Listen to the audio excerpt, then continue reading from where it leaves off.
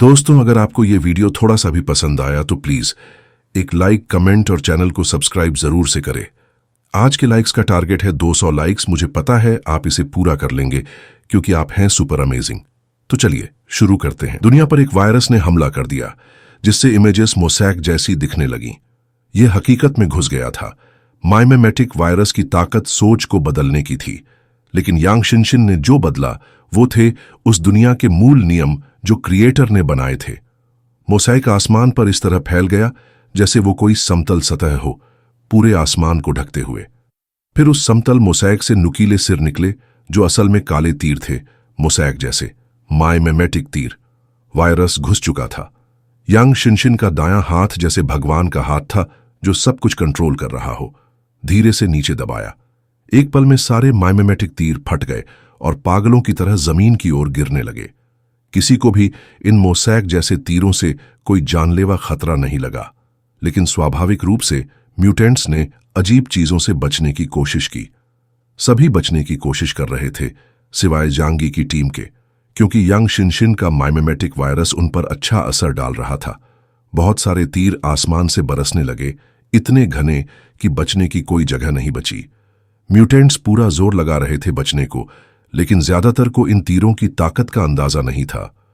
कुछ Holi Knights Templar ने अपनी होली क्रॉस शील्ड्स ऊंची उठाईं इस ताकत से खुद को बचाने को, लेकिन माइमेटिक तीर शील्ड्स को बिल्कुल अनदेखा कर गए, जैसे वो कुछ हो ही नहीं, और सीधे उनकी छाती में घुस गए उनके देखते ही। आह! उसने डर में चिल्लाया और फौरन अपनी छाती की तरफ देखा, लेकिन उसे कोई दर्द महसूस नहीं हुआ। उसके कपड़े और आर्मर वैसे ही थे, छेद भी नहीं था। उसने उलझन में अपनी छाती को छुआ। जब उसे यकीन हुआ कि वो सही सलामत है, तब जाकर चैन की सांस ली। लेकिन वो क्या था? सोच भी नहीं पाया था कि उसे चक्कर आने लगे और उसका गला जैसे रुई से भर गया हो। ये घुटन का असर था और उसका चेहरा लाल और सूझा हुआ हो गया। क्या हो रहा है? मैं सांस क्यों नहीं ले पा रहा? नाइट्स टेम्पलर ने दोनों हाथों से अपना गला पकड़ा और तुरंत अपने सूट का ऑक्सीजन सिस्टम चालू किया। अलग अलग जगहों पर लड़ाई के लिए कंप्रेस्ड ऑक्सीजन जरूरी होता है, लेकिन जब उसने गहरी सांस लेनी चाहिए, कुछ भी अंदर नहीं गया। कुछ ही देर में वो ऑक्सीजन की कमी से बेहोश हो गया। लड़ाई के मैदान में बहुत से म्यूटेंट्स ऐसे ही गिरे पड़े थे जो तीर से नहीं बच पाए थे या अपनी ताकत से उसे रोकने की कोशिश की थी, लेकिन फिर भी मारे गए। ऑक्सीजन की कमी से वो जल्दी ही बेहोश हो गए। यांग शिनशिन ने माइमेटिक तीरों के लिए एक नियम तय किया था, जो भी इनसे टकराएगा वो सांस नहीं ले पाएगा, लेकिन उसने खुद को रोका हुआ था। अगर वो चाहती तो सबको यकीन दिला सकती थी कि जो वो सांस ले रहे हैं वो जहर है, तो सब तुरंत मर जाते। उसे असल में उनके शरीर को नुकसान नहीं पहुंचाना था। उसे बस इतना करना था कि उनके शरीर की कोशिकाएं मान लें कि ऑक्सीजन जहर है और शरीर खुद को मार देगा। सौभाग्य से यह सिर्फ कुछ समय के लिए था। म्यूटेंट्स की ताकत की वजह से वो मरे नहीं, बस कुछ समय के लिए बेहोश हुए। इस आसान चाल से लड़ाई की दिशा पूरी तरह बदल गई। ज्यादातर आम म्यूटेंट्स मारे गए, लेकिन कुछ एप्सिलॉन लेवल म्यूटेंट्स बच निकले। फिर भी कुछ जिद्दी थे जो हार नहीं मानना चाहते थे और लड़ते रहे और खुद ही अपनी ताकत खो बैठे। ये क्या है? क्या ये रूल्स कैटेगरी की ताकत है? बहुत खतरनाक है। केओस के पास इतनी ताकतवर लड़की कब से है? हमारी जानकारी पुरानी हो चुकी है। तीनों म्यूटेंट्स की टीमें बहुत परेशान थीं। उन्होंने यांग शिनशिन को हमेशा एक औसत लड़ाई करने वाला सोचा था, लेकिन अब उन्होंने बड़ा झटका खाया। यांग शिनशिन ने बिना घबराए अपने स्मार्ट डिवाइस से अपनी टीम को मैसेज भेजा, चान लीले ब्लैक टॉर्टस तैयार हो जाओ। उसकी आंखें चमकी जैसे ऑब्सिडियन। ये जगह अब समुद्र बनने वाली है। इतना बोलते ही मैदान से जोर की आवाज आई, बूम! जो जमीन पहले अंधेरी और गिरी हुई थी, अब उस पर लहरें उठीं।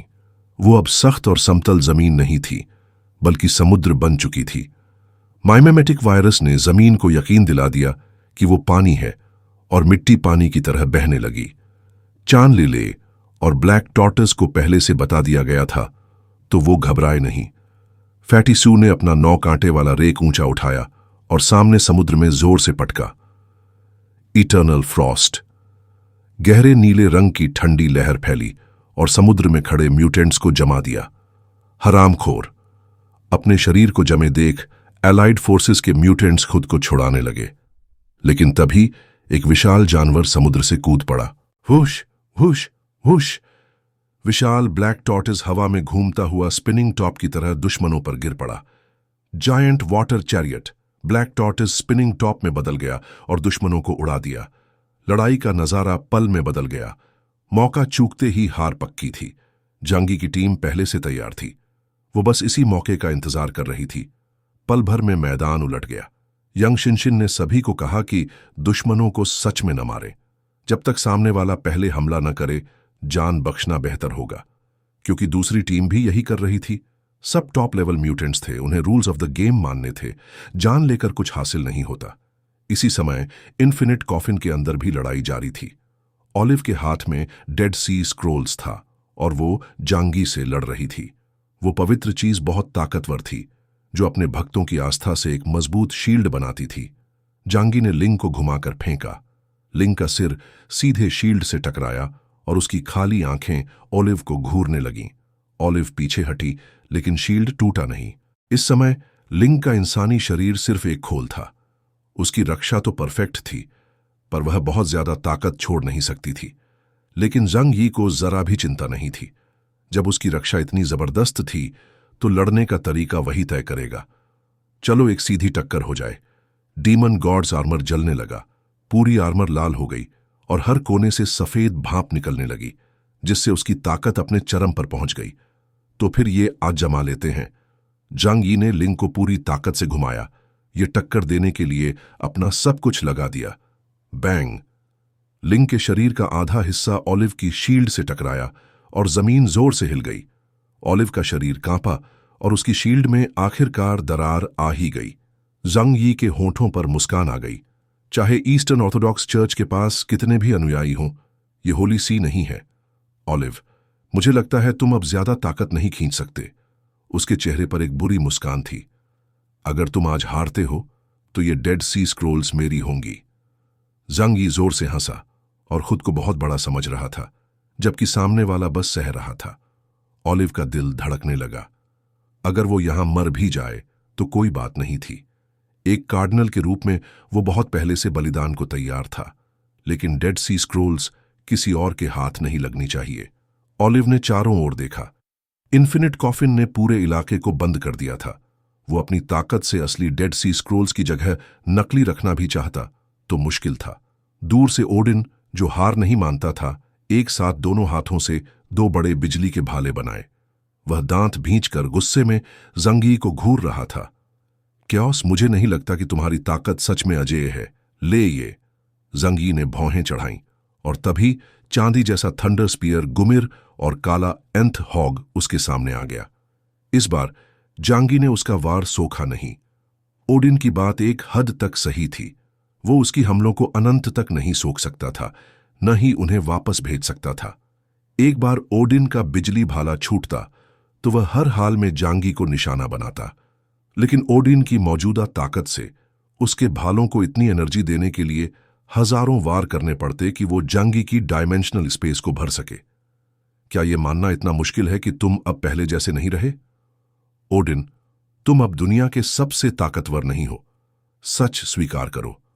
जंग यी ने लिंग की टांगे पकड़ी और उसे फिर से घुमाया। दो बड़े बिजली के भाले, जो किसी शहर को मिटा सकते थे, लिंग के शरीर से टकराकर काले सफेद तूफान में बदल गए। दूर से प्लूटो भी शांत नहीं था। स्टिक्स, जो नदी का देवता था, ने एक बड़ी नदी बनाई और फिर से जांग यी को घेरने की कोशिश की। जो कोई भी उस नदी में छू जाता, वो एक लाश जैसा हो जाता, जब तक नदी उसे पूरी तरह निगल ना जाए और झोंबी न बना दे। यह रूल डोमेन ताकत बहुत मुश्किल थी, लेकिन जांग यी ने जरा भी मौका नहीं दिया। उसने दूर से हाथ बढ़ाया और स्टिक्स की ओर इशारा किया। Divine realm netherworld cleansing. Pluto एक ब्लैक बिशप लेवल म्यूटेंट था, पर उसके 5 हिस्सों में बंटे होने का मतलब ये नहीं कि हर हिस्सा उतना ही ताकतवर हो। जांग यी की एक ही वार वाली स्किल को रोकना नामुमकिन था। इससे पहले कि स्टिक्स की नदी पास आती, उसका शरीर किसी अदृश्य ताकत से ऊपर उठ गया। पफ! उसका सूखा हुआ शरीर गोश्त के गोले जैसा बन गया। मांस के बीच से खून फूट पड़ा, जैसे मीटबॉल को निचोड़ दिया गया हो। अब जांग यी का एबिलिटी स्कोर 36,500 पहुंच चुका था और उसकी एक वॉर में मारने वाली ताकत बहुत ज्यादा थी। किसी को उम्मीद नहीं थी कि वो एक बिशप लेवल म्यूटेंट को एक वार में मार देगा। सब चौंक गए। इंस्टेंट स्किल, अगर कोई उसकी रेंज में आ गया तो बच नहीं सकता, है ना? कैरन के माथे से पसीना टपक रहा था। वो शांत दिखने की कोशिश कर रहा था, पर इतने खतरनाक दुश्मन के आगे वो भी डर गया। इस समय उसकी बाहें अब भी दर्द कर रही थीं। भले ही उसकी टूटी हुई बाहें उसकी हीलिंग ताकत से ठीक हो गई थीं, लेकिन दर्द उसकी आत्मा में रह गया था। तुम्हें आखिरी वक्त में तड़पने में मजा आता है ना? चलो, वो भी दे देता हूं। मार खाने का मजा लो। जांग यी ने बाकी सबको नजरअंदाज किया और ऑलिव पर पागलों जैसी मार शुरू कर दी। Bang bang bang. अगर लिंग को इस समय ईथर रेल्म में होश होता और उसके अंदर अभी भी पुरानी दुनिया की भावनाएं होती, तो वो जरूर जांग यी को गला दबाकर मार देती। आखिर अपना खुद का शरीर एक डंडे की तरह इस्तेमाल होते देखना किसी को अच्छा नहीं लगता, लेकिन अब वो कुछ नहीं कर सकती थी। उसकी बॉडी इतनी स्ट्रांग और यूजफुल थी, इसमें उसकी क्या गलती थी? जांग यी की मारें ऑलिव की शील्ड पर लगातार गिरती रहीं।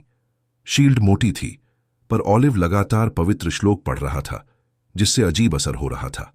लेकिन जांग यी के हथियार बहुत खतरनाक थे और डीमन गॉड्स आर्मर की ताकत बहुत ज्यादा थी। आखिरकार शील्ड कमजोर होने लगी और उसमें दरारें आ गईं। ओडिन और प्लूटो पास खड़े थे, मदद करना चाहते थे, लेकिन वे सिर्फ जांग यी का ध्यान भटका सकते थे। एक बार लिंग का इंसानी रूप दिखा तो चाहे सामने वाला कितना भी ताकतवर हो, वह टूट जाता। आखिर बहुत मेहनत से टिकने के बाद ऑलिव की वो सफेद पवित्र शील्ड पूरी तरह टूट गई। लिंग की बाहें हवा में एक सुंदर गोल चक्कर में घूमी और ऑलिव के चेहरे पर जोर से पड़ी। आह! ऑलिव ने दर्द में चीख मारी और उसके मुंह से कई चमकदार और लाल बूंदें निकल पड़ी। उसका चेहरा बुरी तरह सूज गया और उसके 7-8 दांत उड़ गए। यह सम्मानित कार्डिनल अब एक आम आदमी जैसा ही लग रहा था जब पिट रहा था। आपकी सेवा में। केओस, रुक जाइए। हम ये सब आपके भले के लिए कर रहे हैं। हम आपसे ये खजाना नहीं भी मांगते, तो भी अगर आप इसे लेकर चले गए तो बहुत से लोग आपसे इसे छीनने की कोशिश करेंगे। ऑलिव ने जोर से कहा, इस उम्मीद में कि जांग यी उसे समझे। ये एक ऐसा खजाना है जो एक महान गॉड लेवल सभ्यता ने छोड़ा है। सिर्फ मानव देशों ही नहीं, बल्कि अंडरग्राउंड सभ्यताएं भी इसे चाहेंगी। सिर्फ इसे बाहर लाकर और सारी बड़ी मानव शक्तियों की मदद से इसकी सुरक्षा करके ही हम इसका असली मूल्य पा सकते हैं। ये सब आपके ही भले के लिए है। ऑलिव का चेहरा पूरी तरह सूज चुका था और अब वो समझ गया था कि ताकत से ये खजाना लेना संभव नहीं। इसलिए अब वो ऊंचे सिद्धांतों से जांग यी को मनाने लगा। ऑलिव की बात सुनकर जांग यी जोर से हंस पड़ा। उसने आदत से लिंग के शरीर को अपने कंधे पर लाठी की तरह डाल रखा था, पर उसका शरीर बहुत लचीला था और ढीला होकर कंधे पर लटका था, जैसे कोई मरा हुआ हो। थोड़ा अजीब लग रहा था। सुनो, ये शरीर मैंने अपनी ताकत से पाया है। मैं इसे जैसे चाहूं वैसे इस्तेमाल कर सकता हूं। लेकिन तभी जांग यी को कुछ अजीब लगा। जैसे चाहूं वैसे? छोड़ो, अच्छा है कि लिंग ये नहीं सुन सकती, नहीं तो मैं अब तक मर चुका होता। अगर मैं इसे फेंक दूं, वो भी मेरी मर्जी, क्योंकि ये शरीर मैंने खुद हासिल किया है, तुम में से किसी से नहीं। उसने सभी को ठंडी मुस्कान से देखा। मुझे नैतिकता की जंजीरों से बांधने की कोशिश मत करो। मैं कभी उन बातों से नहीं बहका। मुझे लगता है तुम सबका मतलब सिर्फ खुद का फायदा है। ये पवित्र बनने का नाटक बंद करो। उसने एक हाथ से लिंग का शरीर पकड़ा और बेखौफ सभी को देखा। शैरन ने उसे समझाने की कोशिश की। केओस, क्या तुम थोड़ा ज्यादा सेल्फिश नहीं हो रहे? हम सब ने इस मिशन में हिस्सा लिया। अगर हमने नेदरवर्ल्ड लॉर्ड्स को रोका न होता तो तुम इस खजाने तक पहुंच ही नहीं पाते। हमें बस इसका आंशिक इस्तेमाल चाहिए। तुम इसे रखो, पर जब जरूरत हो तो हमें देना पड़ेगा।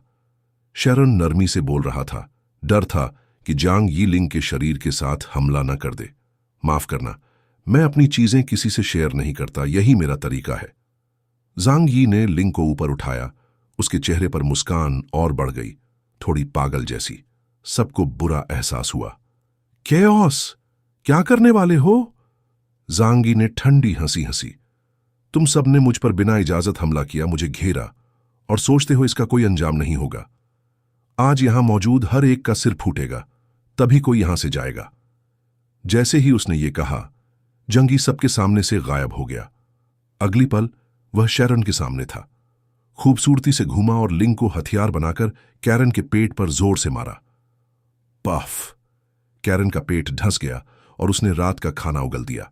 उसका शरीर एक तारा बनकर पीछे उड़ गया और सीधे ज़ैंग यी की डायमेंशनल स्पेस में गिरा। शैरन, हरामखोर! अपना मेंटर शैरन गायब होते देख बाकी पर्सनैलिटी घबरा गई। शैरन प्लूटो के मानसिक संतुलन के लिए जरूरी था। अगर वो चला गया तो प्लूटो पागल हो सकता है। 3 हेडेड हेल हाउंड गरजा और जिंगी पर झपटा। 9 हेडेड स्नेक की सारी गर्दनें हथियार जैसी बन गईं और हर सेकंड हजारों वार करने लगीं। सब जाओ जहन्नुम। जिंगी ने कोई स्पेशल ताकत नहीं लगाई, सिर्फ लिंग की शारीरिक ताकत से सारी रक्षा तोड़ दी और सीधे टकराया। जब एक बिशप लेवल दैत्य एक सुपर किंग लेवल शरीर से टकराए, नतीजा वही हुआ जो सबने सोचा था, जैसे कोई लकड़ी का टुकड़ा ट्रेन से टकरा जाए। हेलहाउंड रोता हुआ कुत्ता बन गया और जांगी ने उसे डायमेंशनल स्पेस में दे मारा। फिर उसने 9 हेडेड स्नेक की गर्दनें तोड़ी जैसे वैकमोल खेल हो, फिर उसकी पूंछ पकड़कर उसे भी अंदर फेंक दिया। ये हमें अपनी डायमेंशनल स्पेस में डालकर धीरे धीरे सताना चाहता है। ओडिन को जीन यी का इरादा समझ आ गया और उसका चेहरा सफेद पड़ गया। अगर हम उसकी स्पेस में गए तो हमारी हालत खराब हो जाएगी। केओस, हद मत पार करो, हमें नुकसान नहीं पहुंचाना, हम बस बात करना चाहते हैं। ओडिन ने डरते हुए चिल्लाया। ठीक है, मेरी स्पेस में आओ, वहीं बात करेंगे। जीनी सीधे ओडिन की ओर भागा। Eternal spear Gungnir, black thunder spear Nidhogg और 8 विंग्ड हॉर्स, सब कुछ लिंक के आगे मिट्टी हो गया। ओडिन ने भागने की कोशिश की, लेकिन जांगी ने उसे मुर्गी की तरह गर्दन से पकड़ लिया। वो लहरा रहा था, चेहरा लाल हो गया, गला सूज गया। तुम मुझे ऐसा नहीं कर सकते। मैंने मानवता के लिए खून बहाया, मैंने मामॉन को सील किया। मैं नॉर्डिक गॉड ऑफ वॉर हूं। जांगी ने उसे पलटा और एक जोरदार किक मारी।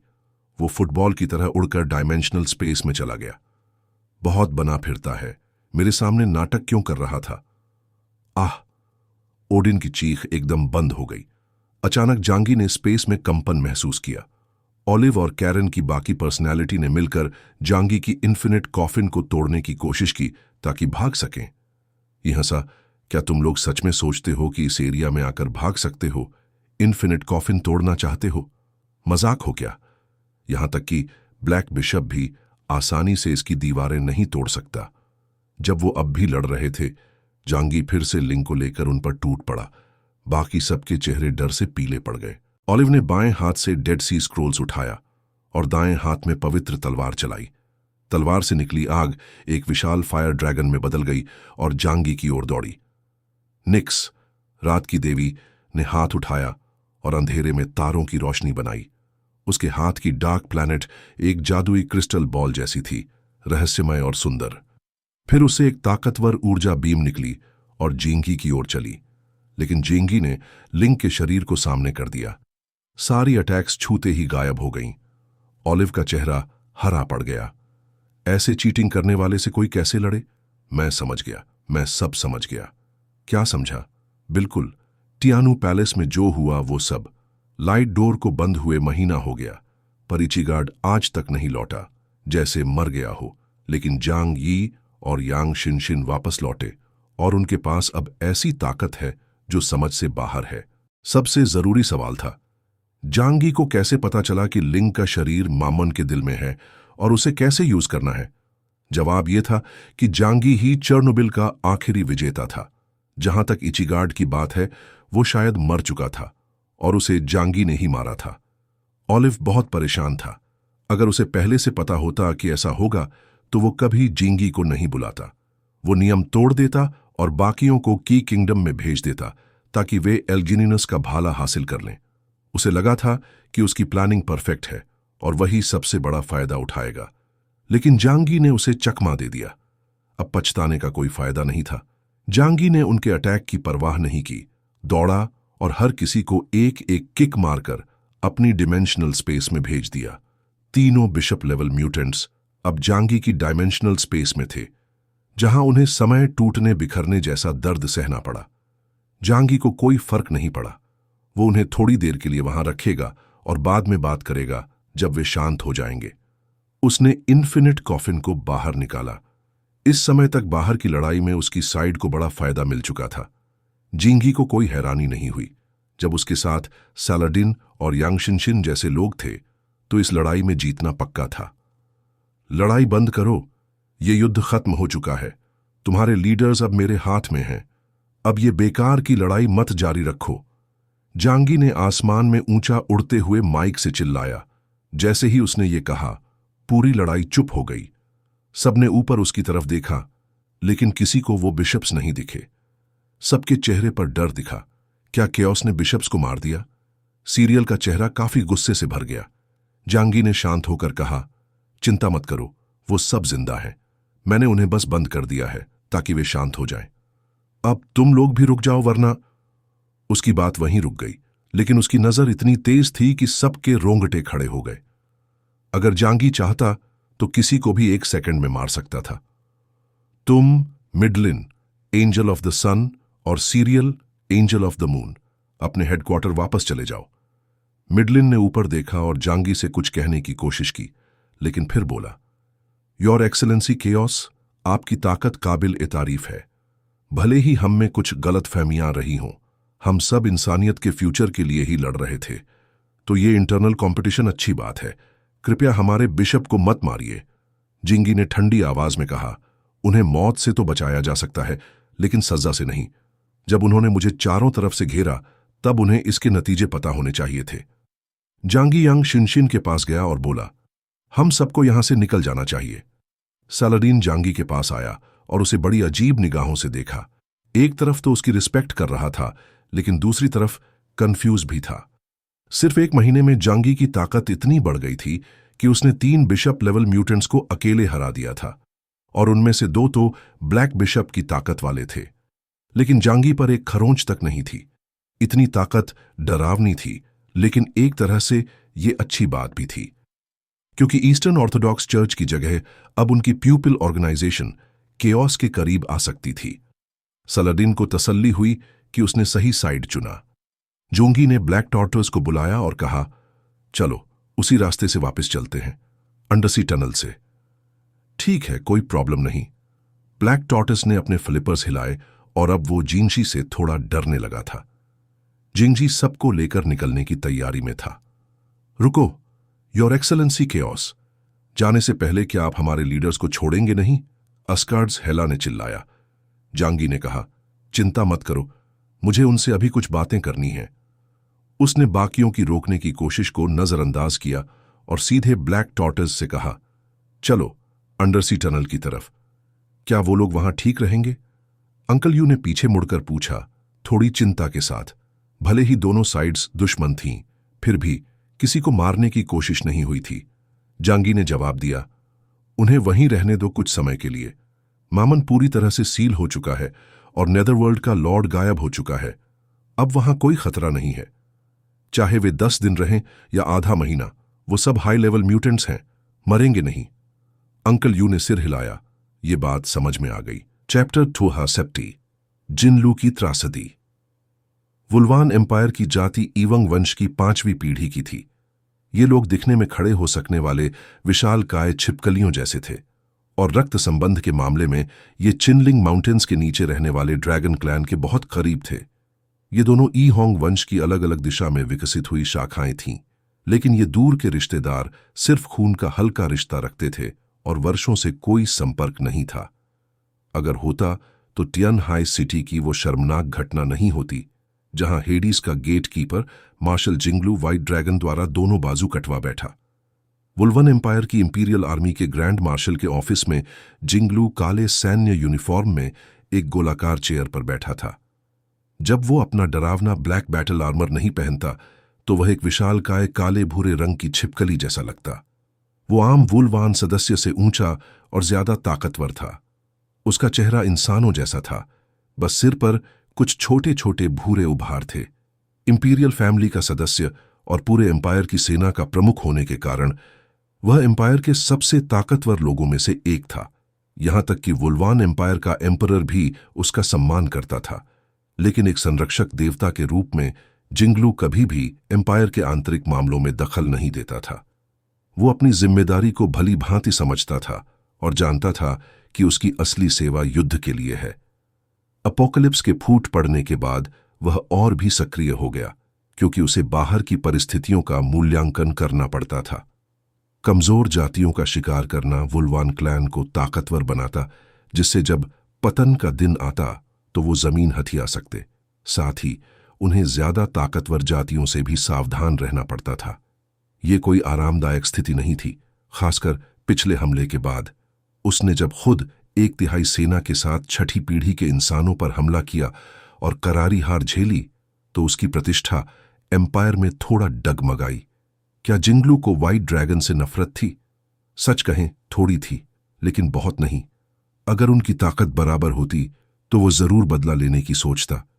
लेकिन जब उसे एहसास हुआ कि व्हाइट ड्रैगन से उसका फासला बहुत ज्यादा है, तो ये नफरत, जिसका कोई हल नहीं था, उसने दूसरों की तरफ मोड़ दी, हशु किंगडम के इंसानों पर। हाँ, वही कमजोर जाति का देश। जिंगलू अब उसी से नफरत करता था और पूरा वुल्वान एम्पायर भी उसी दिशा में बह गया। उन्होंने चिनलिंग माउंटेन्स के ड्रैगन क्लैन के अस्तित्व को जानबूझकर नजरअंदाज किया और खुद को यह यकीन दिला लिया कि एम्पायर की सारी बेइज्जती का जिम्मेदार केवल हशु किंगडम है। इस देश में जिन लोगों ने टॉन हाई सिटी की लड़ाई में बेहतर प्रदर्शन किया था, केओस, हो और गोचिन, वो जिंगलू की किल लिस्ट पर थे। इसलिए जब उसे केओस को लेकर संदिग्ध जानकारी मिली, तो उसने अपने बेटे पोकोंग को 6 सिल्वर आर्मर जनरल्स और एक घातक हत्यारे कोंगा के साथ भेजा, जांगी को मारने। ये अपोकलिप्स के बाद पोकोंग का दूसरा मिशन था। पहला मिशन तानू पैलेस में था, जो असफल रहा, लेकिन जानकारी अच्छी मिली थी। इस बार जिंगलू ने खुद योजना बनाई थी। टॉन हाई सिटी की लड़ाई के समय केओस बस ब्लैक चैरियट लेवल पर था। भले ही अब थोड़ा बढ़ा हो, लेकिन पोकोंग की एबिलिटी इंडेक्स 42,000 थी। उसके पास जबरदस्त बढ़त थी। केओस की कमजोरी की भी पहचान कर पोकोंग ने उसके खिलाफ विशेष अभ्यास किया था। समय, स्थान और लोग सब उनके पक्ष में थे। जिंगलू को कोई शक नहीं था कि उसका बेटा इस बार सफल होगा। वो केओस और उसके साथियों के सिर हाशु किंगडम की राजधानी शिंगजिंग में फेंकवाएगा, ताकि वो जान लें कि वुल्वन एम्पायर से टकराने का अंजाम क्या होता है। जिंगलू एक रिपोर्ट देख रहा था। सन युएन ट्राइब की गतिविधियां लगभग खत्म हो गई थीं। उनका राजा लापता था। उनका डिप्टी लॉरी डेक यानी डीमन गॉड जिया बर्फीले मैदान में राजा के लौटने की राह देख रहा था। टंग युएन ट्राइब अभी पूरी तरह खत्म नहीं हुआ था। उनका विशाल अंडरग्राउंड पॉपुलेशन था। ये अर्ध मशीनी जीव कभी भी आत्महत्या कर सकते थे, लेकिन उनके छोड़े गए सुपर एडवांस हथियार अब भी खतरनाक थे। दूसरी तरफ नियॉन कंट्री में ट्रांसफॉर्मर रैट्स उभर कर सामने आने लगे थे। उन्होंने पहले कुछ नियॉन लोगों को समर्थन दिया था, लेकिन नाकाम होने पर अब वो धरती के अंदर से बाहर आ गए और तानू पैलेस की लड़ाई में सीधे कूद पड़े। चेनलिंग माउंटेन के ड्रैगन क्लैन के सबसे नजदीकी अंडरग्राउंड रेस अब वहीं थे।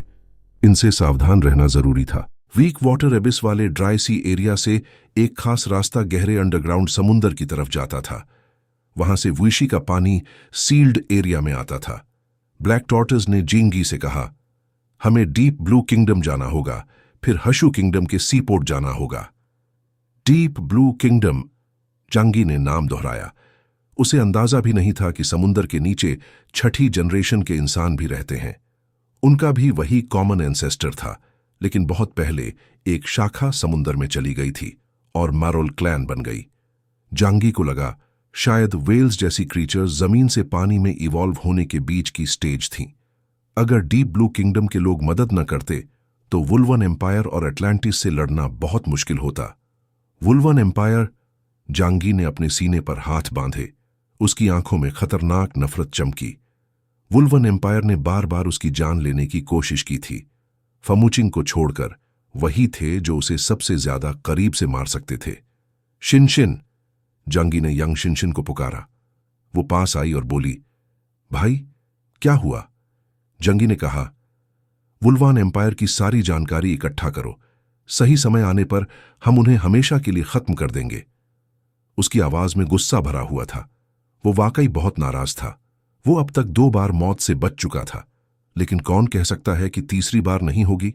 और तीसरी बार तो पक्की थी, क्योंकि वुल्वान एम्पायर के लोग मानते थे कि जांगी को एहन ट्राइब की विरासत मिल चुकी है। एक आखिरी लड़ाई, जानलेवा युद्ध, यही सही है। तो फिर तुम सब मरोगे, जांगी ने ठंडी आवाज में कहा। उसी वक्त पैसिफिक ओशन के ऊपर एक छोटा सा आइलैंड था, जहां जहरीली धुंध फैली थी, और उस आइलैंड के नीचे हजारों मीटर गहराई में एक बहुत बड़ा और टेक्नोलॉजी से भरा हुआ किंगडम था, वुल्वान एम्पायर। जिंगलू ये सब सोच ही रहा था, तभी अचानक उसका दिल बुरी तरह धड़कने लगा, जैसे खून का बहाव रुक गया हो। उसके सीने में दर्द हुआ, सांस लेना मुश्किल। उसने एक हाथ से टेबल पकड़ा और दूसरे से दिल को। क्या हो रहा है? मेरी तबीयत तो ठीक है, ये दर्द क्यों? वो टेबल पर झुक गया। दर्द इतना तेज था कि बोल भी नहीं पाया। करीब 1 मिनट बाद दर्द थोड़ा कम हुआ। वो पसीने से तरबतर हो उठा। ये क्या था? उसे कुछ समझ नहीं आ रहा था। उसकी तबीयत बिल्कुल ठीक रहती थी, हर हफ्ते चेकअप होता था, लेकिन फिर ये दर्द क्यों? वो अपनी कुर्सी से उठा और खिड़की के सामने बेचैनी से टहलने लगा। तभी उसकी कलाई पर बंधी स्मार्ट डिवाइस ने जोर की बीप दी। नीली रोशनी बार बार चमक रही थी। जिंगलू की आंखें फैल गईं। ये पोकोंग की स्मार्ट डिवाइस से जुड़ी थी। अगर खतरा हुआ तो वो अलर्ट भेजती थी। ग्रीन मतलब मामूली चोट, ब्लू मतलब गंभीर हालत या खतरे में, रेड मतलब मौत। पोकोंग। जिंगलू ने बुरी तरह स्मार्ट डिवाइस को पकड़ा। उसका दिमाग तेजी से चलने लगा, लेकिन पोकोंग बहुत दूर था, सील्ड लैंड में। जिंगलू कुछ नहीं कर सकता था। जैसे ही वो घबराया, नीली रोशनी और तेज हुई, और फिर बदल गई लाल में। पोकोंग मारा गया था। चमकती लाल अलार्म लाइट बार बार जल रही थी, जैसे कीलों से जिंगलू की आंखें चुभ रही थीं। जिंगलू वहीं खड़ा रह गया, बहुत देर तक हिल नहीं पाया। पता नहीं कितनी देर बाद उसका शरीर थोड़ा कांपने लगा, और उसने जल्दी से एक हाथ से अलार्म डिवाइस को ढक लिया, लेकिन फिर भी अलार्म तेजी से बजता रहा। चटाक! उसने उसे जोर से दबाया और डिवाइस टूट गया। मेरा बेटा पोकॉन, वो मर नहीं सकता, वो मर नहीं सकता। मैंने सब कुछ प्लान किया। ये एक पूरी तरह से पक्का प्लान था। वो उस कमजोर 6th जनरेशन ह्यूमन के हाथों कैसे मर सकता है? क्या ये सील्ड लैंड में मौजूद दूसरे जीवों की वजह से हुआ? नहीं, नहीं, नहीं। पोकॉन मर नहीं सकता, वो मर गया।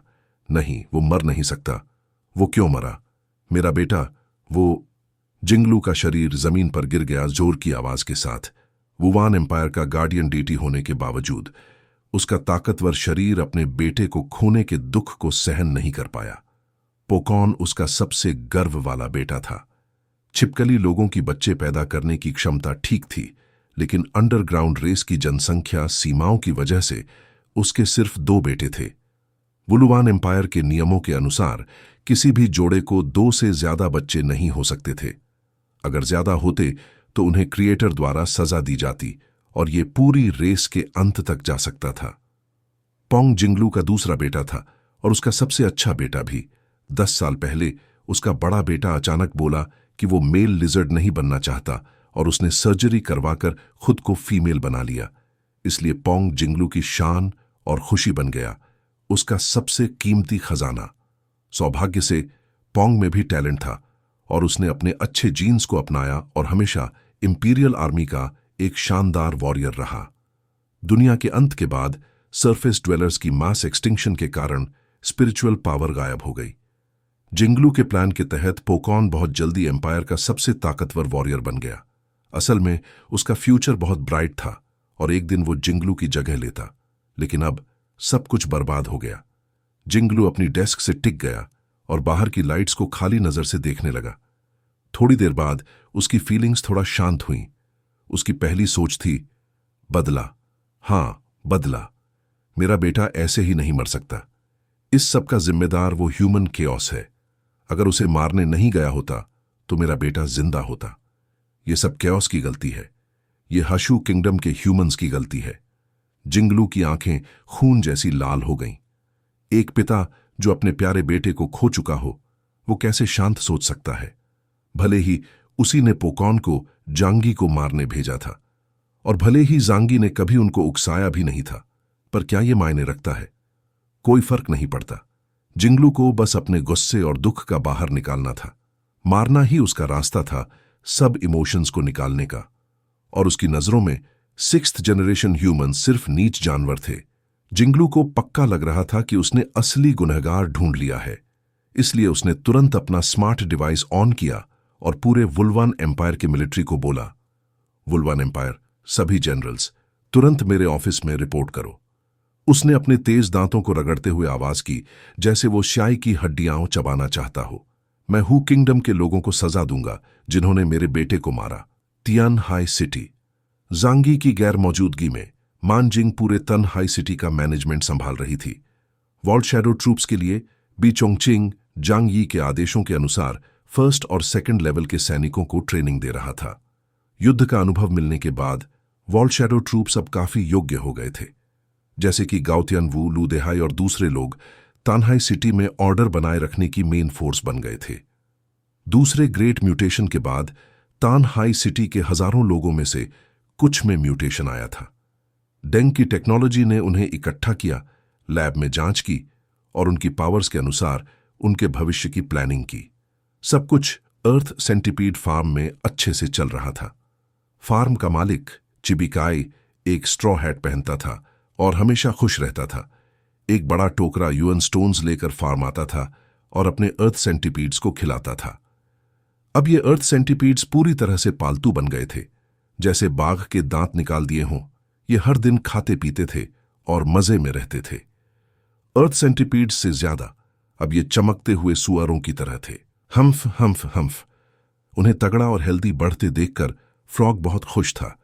ये जीव जो यूएन स्टोन्स खाकर इवॉल्व कर सकते थे, उन्हें बस लगातार खाते रहना था। वो डेल्टा लेवल तक बढ़ सकते थे। उस वक्त उन्हें छोड़ा जाता और उनका ऑरिजिन निकाला जाता।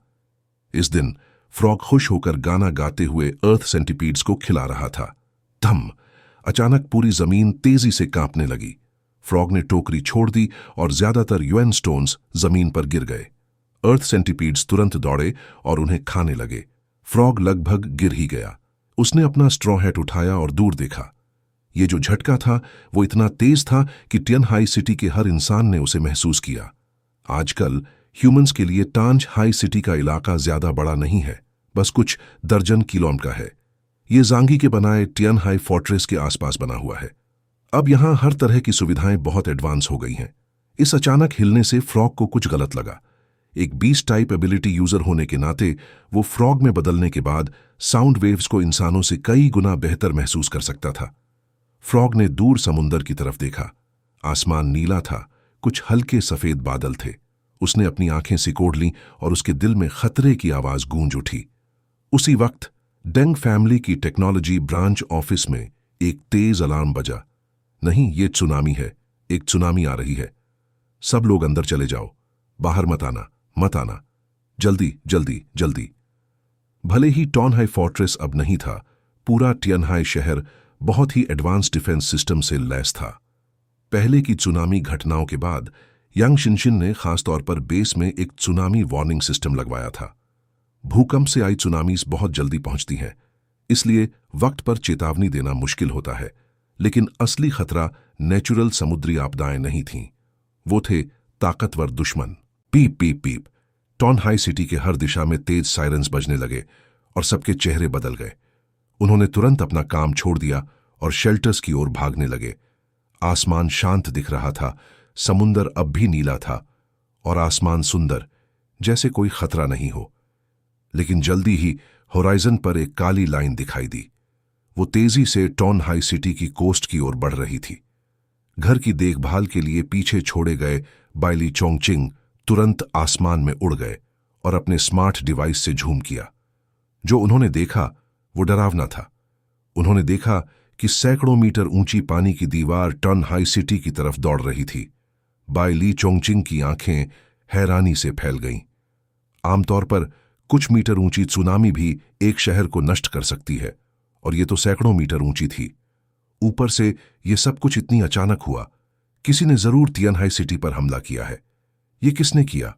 उन्हें किसने हिम्मत दी कि वो तियनहाई सिटी पर हमला करें? क्या उन्हें जांगी के बदले से डर नहीं है? जैसे ही ये सोच बाइली चनिंग के दिमाग में आई, उनकी आंखों की पुतलियां सिकुड़ गईं। क्योंकि उन्होंने कुछ फिगर्स देखे। ऊंचे लिजर्ड लोग जो सिल्वर आर्मर पहने हुए थे, बड़ी लहरों के ऊपर तैर रहे थे। वुवान एम्पायर। बाई ली चोंगचिंग का दिल बैठ गया और उनके शरीर में सर्दी दौड़ गई। जांग यी की गैर हाजिरी में वुलवान एम्पायर ने अचानक हमला कर दिया था। उनके पास जो करंट डिफेंसेस थे वो दुश्मनों के सामने कमजोर थे। सुनामी पहले ही तन्हाई सिटी की कोस्ट पर पहुंच गई थी, जहां नया पोर्ट बेस बना था। कोई चारा नहीं था। मछली पकड़ने की जरूरत की वजह से उन्होंने चाओयू बेस को दोबारा बनाया था। इस समय बहुत सारे मछुआरे किनारे पर थे जो चिंता में बेस की ओर पीछे हट रहे थे। बीचोंगचिंग ने दांत भींचे तुरंत एक रोशनी की रेखा में बदलकर हार्बर की ओर दौड़ पड़े। उन्होंने अपनी स्पीड अधिकतम कर दी। जितने हो सके उतने लोगों को बचाने लगे और उन्हें बेस में पहुंचाने की पूरी कोशिश की।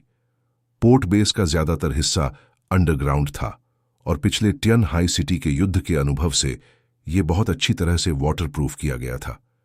सुनामी जल्दी ही पहुंची और बी चोंगचिंग ने पूरी कोशिश करके दर्जनों मछुआरों को बचाया, लेकिन समुद्र तट बहुत लंबा था और सैकड़ों लोग बिना आवाज के बड़ी लहरों में समा गए।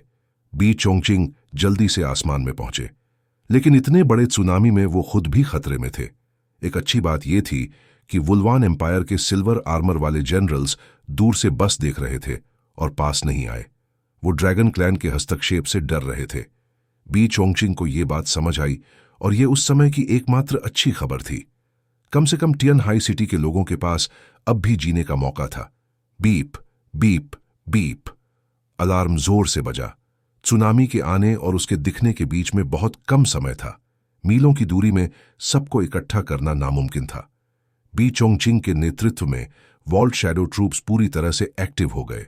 औरतों और बच्चों को पहले बचाओ, उन्हें अंडरग्राउंड शेल्टर्स में ले जाओ।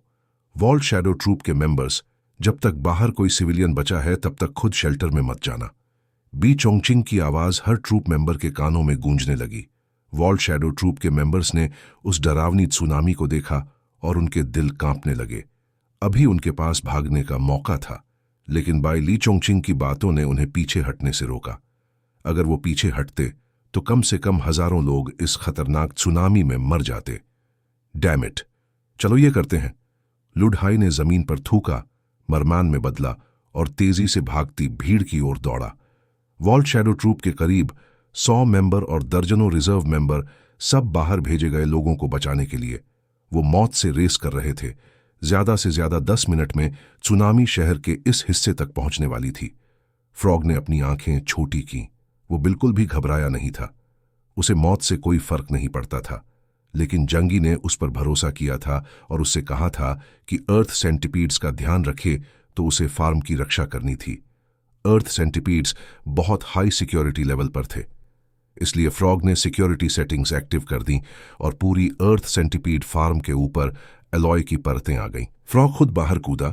उसकी बड़ी आंखें इधर उधर घूम रही थीं, मदद चाहने वालों को ढूंढते हुए।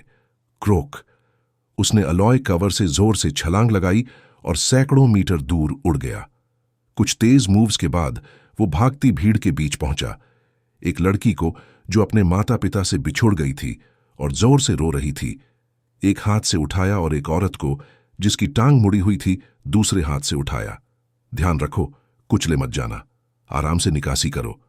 फ्रॉग ने उन्हें अपने लंबे हाथों के नीचे दबाया और भीड़ में तेजी से दौड़ने लगा, ऑर्डर बनाए रखने में मदद करता हुआ।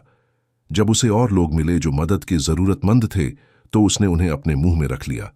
आखिरकार 2 बच्चे अपने बाजुओं के नीचे, 2 पीठ पर, 2 कमर से लटकते हुए और 2 मुंह में रखकर वो वापस भागने लगा। उसने ये चक्कर कई बार दोहराया ताकि पीछे छूटे लोगों को बचा सके। सब मौत से दौड़ लगा रहे थे। सुनामी पूरे समुद्र तट पर फैल गई थी और ऐसा लग रहा था जैसे वो पूरे टियन हाई सिटी और आसपास के कई शहरों को निगल लेगी।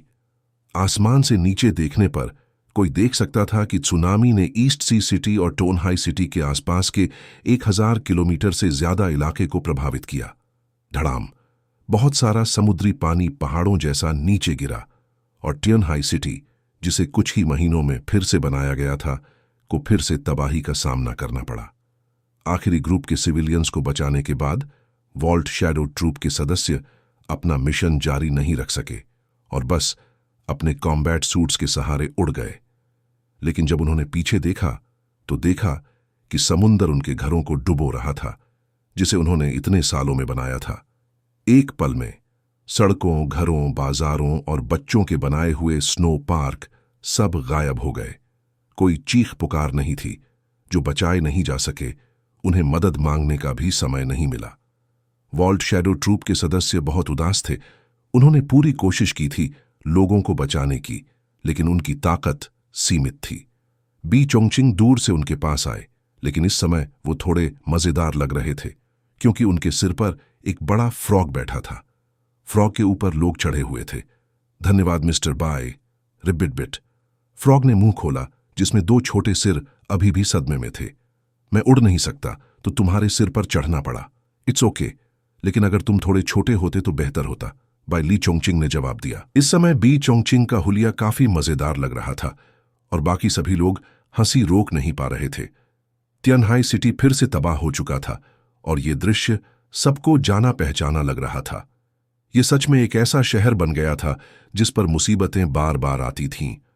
बी चोंगचिंग को इससे ज्यादा दुख नहीं हुआ, क्योंकि जो बिल्डिंग्स टूट गई थीं वो दोबारा बनाई जा सकती थीं, लेकिन जो लोग मारे गए वो कभी वापस नहीं आ सकते थे। बी चोंगचिंग समुद्र की ओर गंभीरता से देख रहे थे, क्योंकि वो जानते थे कि इसके पीछे कौन था। तभी अंडरग्राउंड शेल्टर से एक आवाज आई। वो मा वानजिंग थी। मिस्टर बाय, आप कैसे हो? बाहर सब ठीक है? अभी तो सब ठीक लग रहा है, लेकिन कहना मुश्किल है। क्या आपने गिनती की कितने लोग गायब हैं? अभी तक गिनती का समय नहीं मिला, लेकिन शुरुआती अंदाजे के अनुसार इस सुनामी में 5,000 से ज्यादा लोग मारे गए होंगे। मेंग की आवाज में दुख साफ था। तियानहाई सिटी की पूरी जनसंख्या बस 70,000 से 80,000 के बीच थी और अब उसका लगभग 10वां हिस्सा खत्म हो गया था। ये 5,000 लोग आम लोग नहीं थे। हर एक इंसान अपने काम में एक्सपर्ट था। ये नुकसान वाकई बहुत बड़ा था। बाय ली चोंगचिंग की आंखें लाल थीं। उन्होंने पहले भी मौत देखी थी, लेकिन ये लोग उनके सामने मरे थे। उन्होंने बहुत से लोगों को बचाया, लेकिन कुछ को नहीं बचा पाए। इसलिए हर मौत का गिल्ट उन्हें सता रहा था। काश वो और ताकतवर होते तो और लोगों को बचा सकते। वुआन एम्पायर। बी चोंगचिंग ने अपनी मुट्ठियां इतनी जोर से भींची कि उनके नाखून हथेलियों में घुस गए और खून निकलने लगा, लेकिन उन्हें पता तक नहीं चला वो अकेले नहीं थे। वॉल्ट शैडो ट्रूप के सभी सदस्य समुद्र की ओर टकटकी लगाए देख रहे थे। उनके दिल में ऐसा दर्द था जिसे वो कह नहीं सकते थे। इस दुनिया में शांति और सुरक्षा बहुत बड़ी चीजें थीं, और अगर वो मिल भी जाएं तो ज्यादा दिन टिकती नहीं थीं। नहीं, ये बात सही नहीं थी। वॉल्ट शैडो ट्रूप के युवा सदस्यों को एहसास हुआ कि ऐसा इसलिए हुआ क्योंकि वो अभी भी बहुत कमजोर थे। अगर वो और ताकतवर हो जाते तो हर किसी को बचा सकते थे।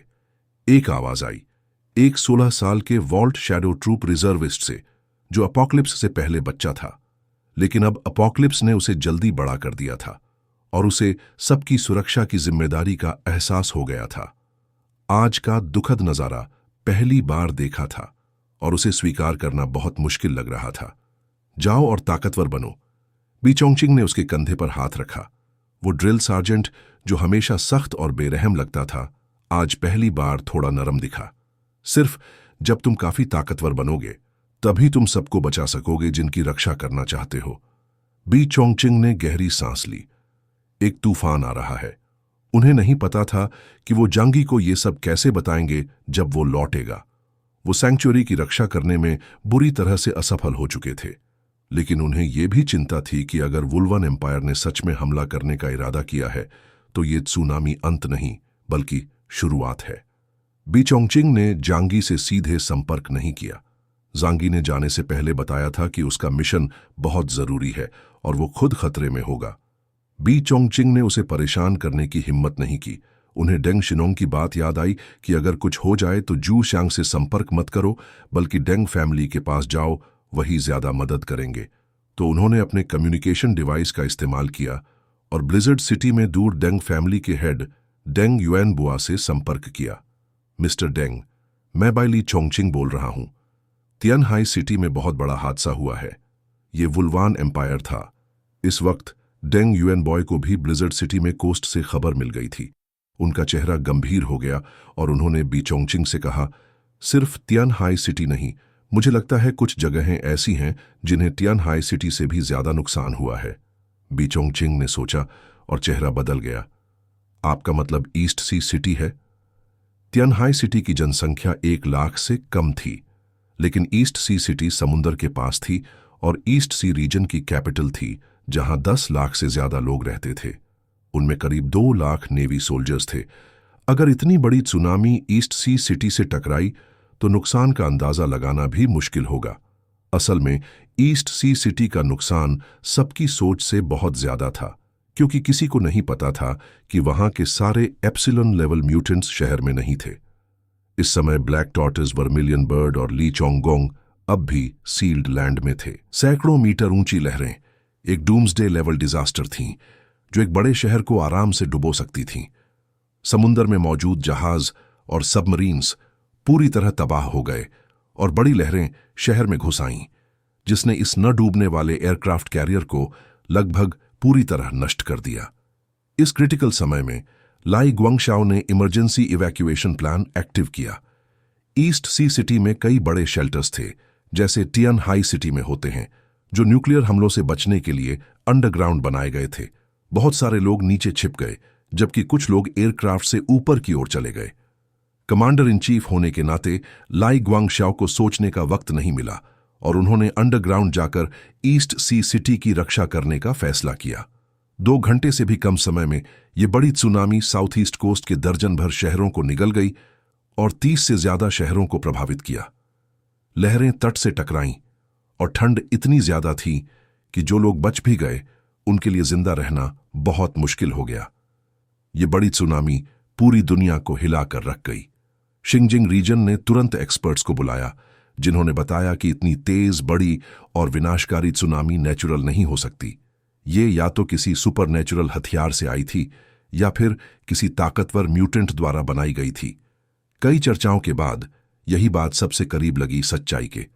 पूरा हशु किंगडम अब उथल पुथल में था। ब्लिजर्ड सिटी के सबसे बड़े कमांड सेंटर में कमांडर जूजिंग को जब यह खबर मिली तो वो चौंक गए और बोले, जंगी तो तियानहाई सिटी में नहीं है? लानशिंग ने सिर हिलाया। हाँ, वो जा चुके हैं। कमांडर जूजिंग ने गुस्से में टेबल पर मुक्का मारा और चिल्लाए, अगर वो तियानहाई सिटी में नहीं थे तो ये सब कैसे हो गया? लानशिंग ने दिल में दुख से सोचा, कमांडर जू, क्या उन्हें आपको हर बात की रिपोर्ट देनी होती है? क्या आपको जरा भी समझ नहीं? लानशिंग चिन ने जल्दी पूछा। हमें कुछ करना चाहिए, है ना? शूशिन ने गंभीरता से कहा। बिल्कुल, तियानहाई सिटी भी हमारे जांगनान रीजन का हिस्सा है। अब जब वो मुसीबत में हैं, हमें उनकी मदद करनी चाहिए। ठीक है, तुरंत लोगों को तैयार करो और जब सुनामी का खतरा खत्म हो जाए तो बचाव के लिए जाओ। ढेर सारी सप्लाईज तैयार रखना। चिनलिंग माउंटेन से लौटने के बाद हो अर्थ गॉड्स मंदिर में खुद को बंद कर चुकी थी और बाहर नहीं निकली थी। उसने शंगदावान और मंगवन जून से साफ कह दिया था कि जब तक बहुत जरूरी ना हो उसे परेशान न किया जाए, लेकिन इस बार मामला जरूरी था। ठंडी उत्तर की हवा में शंगदावान सफेद चादर ओढ़कर अर्थ गॉड्स मंदिर के दरवाजे पर पहुंचा। उसने दरवाजा खटखटाया। हो, एक जरूरी बात करनी है। मंदिर के अंदर काले पर्दों के पीछे हो जमीन पर लेटी थी। उसकी काली ड्रेस एक काले कमल की तरह फैली थी और उसकी गहरी आंखें छत की ओर टिकी थीं। उसके चारों तरफ सफेद जेड के टुकड़े बिखरे पड़े थे। शंगदावान की आवाज सुनकर हो धीरे से उठी, अपनी काली खुली अंगुलियों वाली सैंडल वाले पैरों को स्कर्ट के नीचे समेटा और फिर क्रॉस लेग होकर बैठ गई। आ जाओ। उसकी आवाज बहुत हल्की थी। चिनलिंग माउंटेन से लौटने के बाद वह उस रहस्यमयी चीज को समझने में लगी थी जो उसे वहां सिखाई गई थी। पहली बार देखने पर ही वह हैरान रह गई थी। हर बार देखने पर वह उसे कुछ नया समझाती थी, लेकिन अब वह उलझ गई थी और आगे नहीं बढ़ पा रही थी। हो ने सोचा, शायद मैं जल्दी कर रही हूं। शांगदावान धीरे से अंदर आया और पर्दे के बाहर रुक गया। माफ करना, आशा है तुम्हें परेशान नहीं किया। हो ने पूछा। बोलो, क्या बात है? शांगदावान ने गहरी सांस ली और बोला, दक्षिण पूर्वी तट के दर्जनों शहर एक विशाल सुनामी की चपेट में आ गए हैं। तियानहाई सिटी और ईस्ट सी सिटी जैसे कई शहर पूरी तरह डूब गए हैं। बहुत जानें गई हैं। ये सुनते ही हो की आंखों में गुस्सा आ गया। अंडरग्राउंड सिविलाइजेशन फिर से हमला कर चुकी है। शंगदवान ने सिर हिलाया। अगर हम गलत नहीं हैं तो ये वुल्वन एम्पायर का काम है। हो ने अपनी ड्रेस की किनारी कसकर पकड़ी। उस युद्ध में उन्होंने लगभग पूरे हशु किंगडम को खो ही दिया था। अगर ड्रैगन क्लैन समय पर मदद नहीं करता तो वे सब मारे जा चुके होते। वुल्वान एम्पायर, फिर वही मुसीबत। पिछली बार की हार से भी कुछ नहीं सीखा। शंगदावान ने कहा, उन्हें ड्रैगन क्लैन का डर अभी भी है, इसलिए वे सीधे हमला करने के बजाय केवल सुनामी से शहरों को तबाह कर रहे हैं। हो ने गहराई से सोचा, लेकिन उन्होंने दक्षिण पूर्वी तट ही क्यों चुना? क्या वो सिर्फ गुस्सा निकाल रहे हैं या कोई और मकसद है? शंगदावान बोला, हम नहीं जानते, लेकिन एक बात पक्की है, जांग यी अभी तियानहाई सिटी में नहीं है। यह सुनकर हो शांत हो गई। जांग यी की शक्ति अब इतनी बढ़ चुकी थी कि वह जो चाहे कर सकता था। कभी कभी वह दूसरों को कुछ बताता भी नहीं था। हो ने हल्के स्वर में कहा, जब तक जांग यी वापस नहीं आता हमें कोई जल्दबाजी नहीं करनी चाहिए। पहले जानकारी इकट्ठा करें और फिर राहत कार्य शुरू करें। शंगदवान ने सिर हिलाया। मैंने पहले ही कमांडर मंग से बात कर ली है, उन्होंने तैयारी शुरू कर दी है, लेकिन हमें एक और युद्ध की संभावना के लिए तैयार रहना होगा। हो को सिरदर्द होने लगा। पिछली लड़ाई के बाद हर क्षेत्र को डर था कि वुल्वान एम्पायर फिर लौटेगा। इस बार ड्रैगन क्लैन शायद मदद न करे। अब ड्रैगन क्लैन और शिनजिंग के बीच संबंध सिर्फ शिनजिंग की तरफ से थे। वो शायद दोबारा युद्ध के लिए तैयार न हो, जिसे पूरा देश सबसे ताकतवर योद्धा मानता था, असल में बस 20 के आसपास की एक लड़की थी। वह अंदर से अब भी उतनी मजबूत नहीं थी। कभी कभी इतनी जिम्मेदारी उसे थका देती थी। उसने आंखें बंद की और कहा, जाओ तैयारी करो, लेकिन जब तक जांग यी वापस नहीं आता हम कुछ नहीं करेंगे। कम से कम वो लौटेगा तो कुछ जिम्मेदारी तो बांटेगा। हो ने सोचा, काश वो और ताकतवर हो गया हो ताकि मुझे थोड़ा कम झेलना पड़े। थोड़ी सी चिढ़ और उम्मीद के साथ उसने सफेद जेड की टिकली उठाई, आंखें बंद की और फिर उसे हवा में उछाल दिया जैसे कोई परी फूल बिखेर रही हो। जेड टिकली हवा में तैरने लगी और एक जटिल 8 ट्रायग्राम प्रकाश रेखा बन गई, जो कुछ कुछ वैसी थी जैसी चोंगवान ने इस्तेमाल की थी। वुल्वन एम्पायर, सैनिक मुख्यालय। यह सबके लिए साफ था, मार्शल जिंगलू अब भी अपने बेटे की मौत का बदला लेना चाहता था। इसलिए उसने हशु किंगडम पर सबसे कठोर मिलिट्री ऑर्डर जारी किया। समंदर पर ब्लॉकेड करो। सुनामी केवल पहला कदम था। अब कोई भी इंसान, जहाज या विमान जो हशु किंगडम से निकलता दिखे उसे मार डालो। जिंगलू चिल्लाया, जो भी समुद्र में मिले मार डालो, मैं उन्हें असली डर दिखाऊंगा। अभी तो केवल शुरुआत है। वह बोला, क्योस, तुम कमजोर छठी पीढ़ी के इंसान, मैं तुम्हें सबसे दर्दनाक और क्रूर तरीकों से मारूंगा, तुम्हारे आसपास के हर व्यक्ति को भी। और कई दिनों तक वुल्वान एम्पायर के मुख्यालय में जिंगलू की पागल चीखें गूंजती रहीं। चैप्टर 275। चुपचाप निकल जाना। जियांग यी इस समय कहां था? समय रेखा के हिसाब से जियांग यी ने अभी अभी वीक वाटर एबिस पार किया था, लेकिन आगे बढ़ने पर वह अब ब्लैक टॉर्टस पर सवार होकर समुद्र के नीचे बनी टनल से डीप ब्लू किंगडम की ओर जा रहा था। वह इस रहस्यमय पानी के नीचे की दुनिया को अपनी आंखों से देखना चाहता था और किंग जीन से मिलकर बात करना भी। यांग शिनशिन ने उसे देखा और शरारती चमक के साथ पूछा, भाई, ऑलिव और बाकियों के साथ क्या करने वाले हो? उसकी आंखों में एक छोटे शैतान की जैसी नटखट चमक थी। वह पहले ही मन में हजारों सजाएं सोच चुकी थी, उन लोगों के लिए जिन्होंने जांग यी की टीम पर हमला किया था। हम उन्हें मार तो नहीं सकते, वरना बहुत परेशानी हो जाएगी, लेकिन हम। जांग यी ने कहना शुरू ही किया था कि उसका चेहरा अचानक गंभीर हो गया। उसे कुछ गड़बड़ महसूस हुई और उसने तुरंत अपनी डायमेंशनल स्पेस में झांका। तीनों कैदी गायब थे। यह कैसे हो सकता है? जांग यी पूरी तरह चौंक गया। डिमेंशनल स्पेस से निकलने के दो ही तरीके थे। पहला, उससे ज्यादा शक्तिशाली स्पेस एबिलिटी से बाहर आना। दूसरा, जबरदस्ती तोड़कर बाहर निकलना।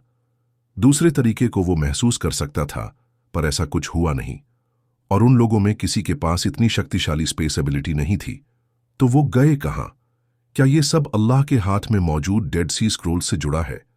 जांग यी पहले भी फेथ पावर देख चुका था और उसकी रहस्यमयी ताकत ने उसे हमेशा सतर्क रखा था। वो लोग जा चुके हैं, उसने यंग शिनशिन से कहा। यंग शिनशिन की आंखें चौड़ी हो गईं। तुम्हारी डायमेंशनल स्पेस से भाग निकले, ये पहली बार हुआ होगा, है ना? वह थोड़ी निराश लग रही थी।